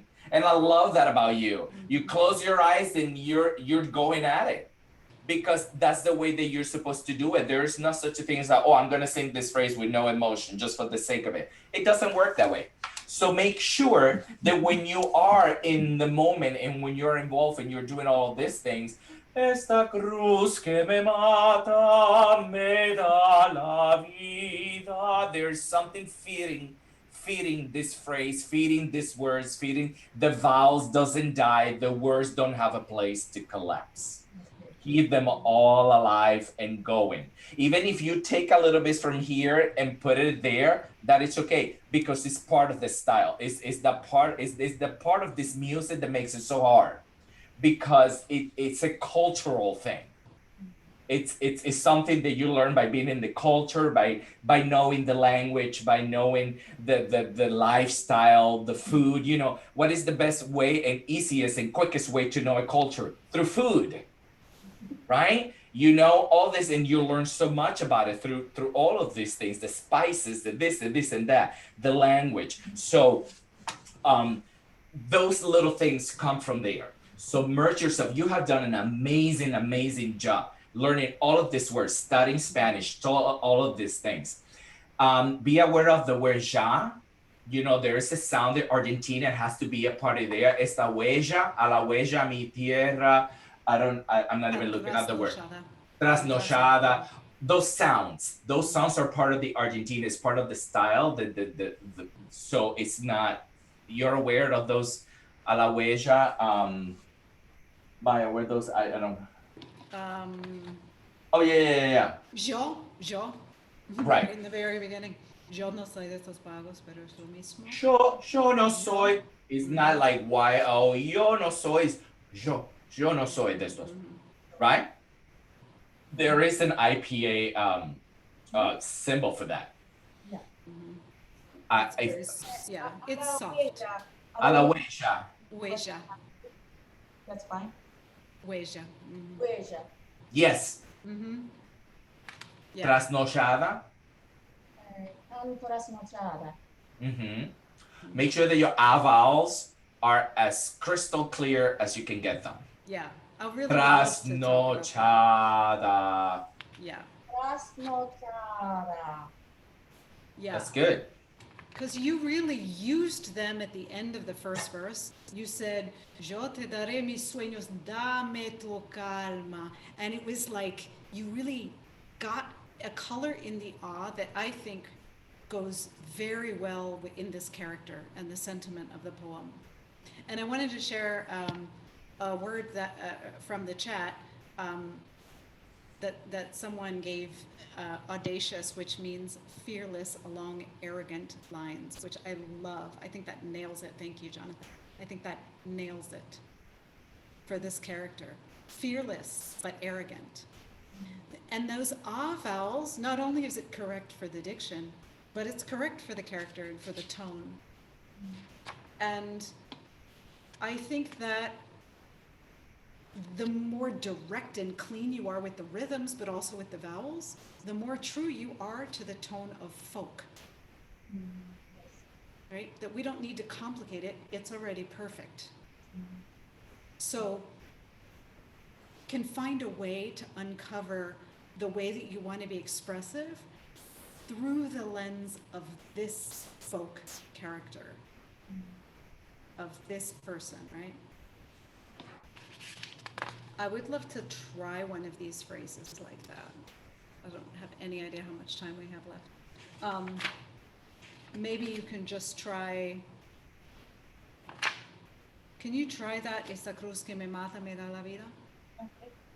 And see if you can be as precise with the rhythm, clean with the rhythm, and clear with the vowels.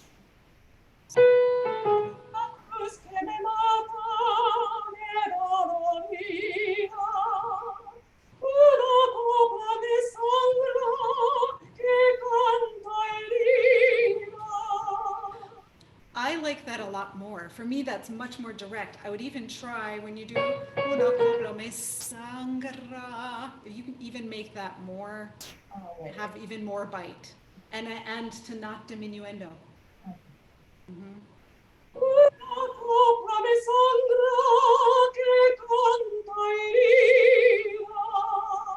Yeah. It's our tendency to want to taper phrases, but I don't think this character does. And I don't think he means for it either, because look what happens in the piano. Right? Que canteri, bah! The piano comes back and just overtakes everything, right? So I think you can get your information for what Guastavino's telling you there, too. I like that a lot, and I feel like that is much more clear rhythmically. Then you're not borrowing, like Jose said. And I feel like that just gets right to the heart of the text. Tomoko, see if you can add that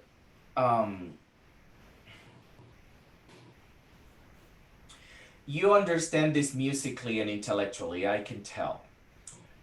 I need to be able to hear that intellectual side of it in between phrases, that you are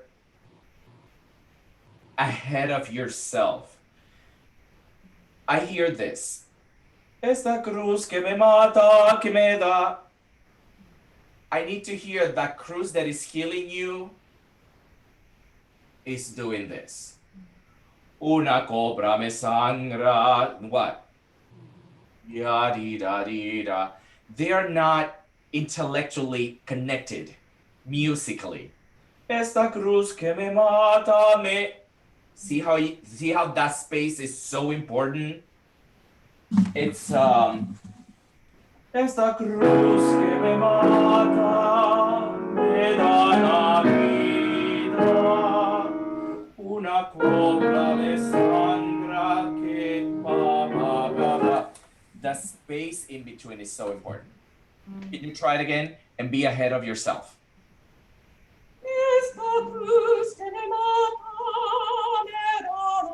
See, there is a thought intellectually thought in between those two phrases, and I need to hear that space. And it's not a rest space. It's a mental space.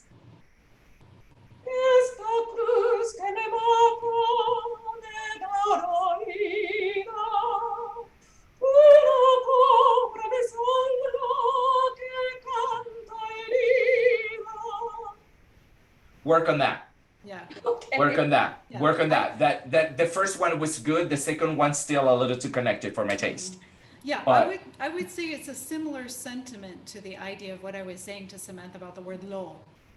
It was 3 beats and a very little word, right? But I said it has 3 emotions and 3 colors. So I think Jose is asking, there's a transition in the poet's thoughts. Esta cruz que me mata, me da la vida, that we need to see and hear, right? And so finding the right shade of the vowel will do it for you. Because it's not as concrete as saying, take a breath there, don't take a breath there. No, we want something a lot more refined, a lot more subtle, something that's a lot more cerebral than that, right? So think about the poem, Una copla me sangra que canta herida. So think about what happens in the poet's mind in that moment, and then find the vowel color and the energy, the breath energy to say it. It'll be great, because you can sing this. You sing this so well. You know the text. It's really good. I think it's like those little subtle things, those little layers, in between things. Really, the space between the notes, space between the phrases, is what makes it. You know, this poem is different. It's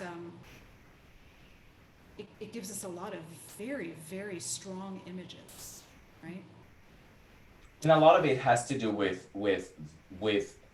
I mean, what we're living with right now, these tracks that does nothing but pushing you guys to maintain a tempo and to not be flexible and musical and involved in that. It takes all the organic things away from us, because even me just recording tracks for certain singers, I can say, oh, I cannot do that. I have to be very, very technical. Otherwise the singers are going to get lost, or I'm not helping them. So part of it is it probably comes from practicing with this track that is doing nothing but being very metronomic.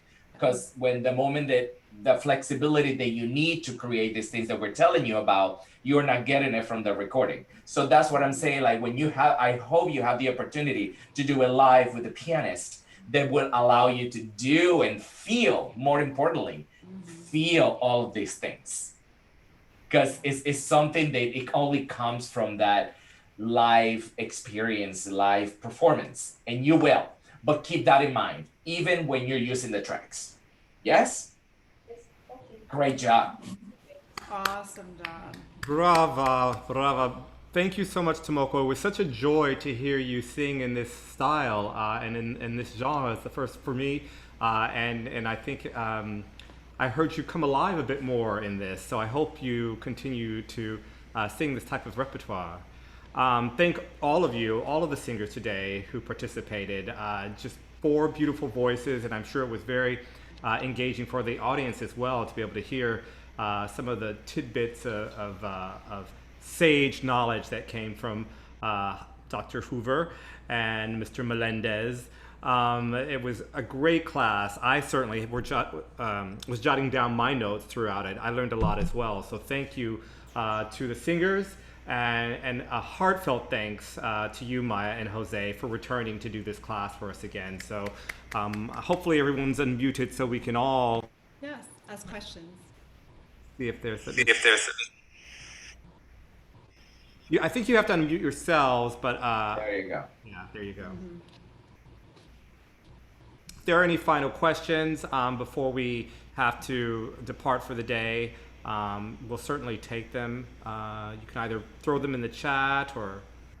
Yes, it was a fabulous masterclass I see coming up in the chat, so thank you. Thank you.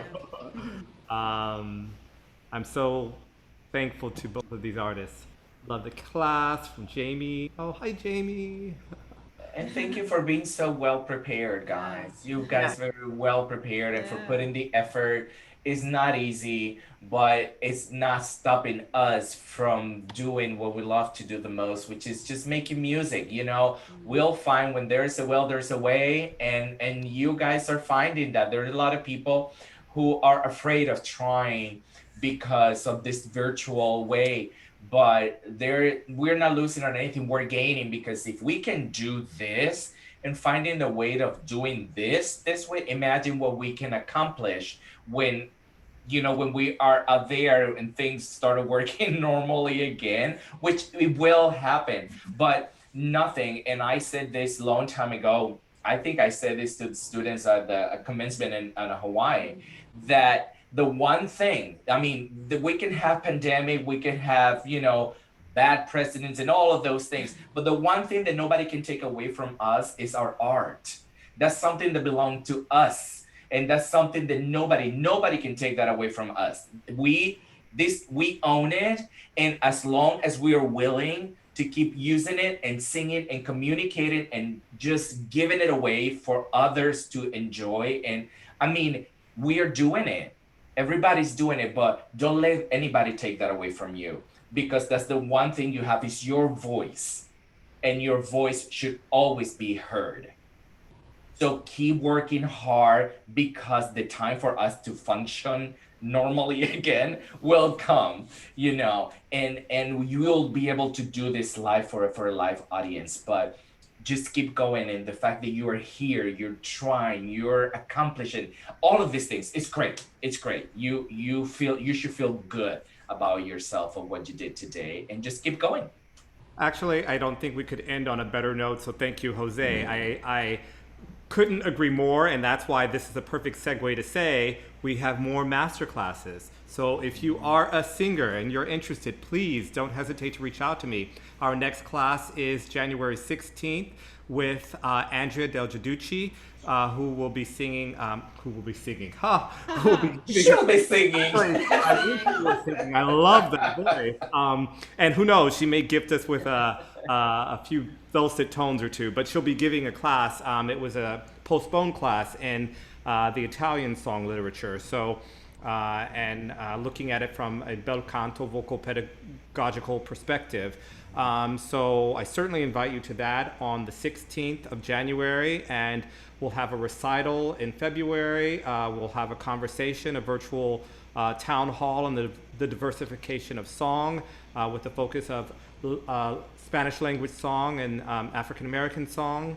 We have an African American art song masterclass and spirituals masterclass in March.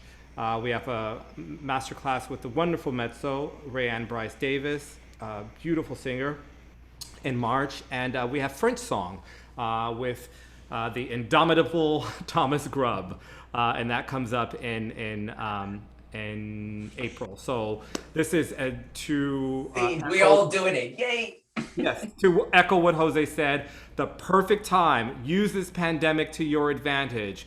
Virtual masterclasses so that when we come out of this, you can flourish.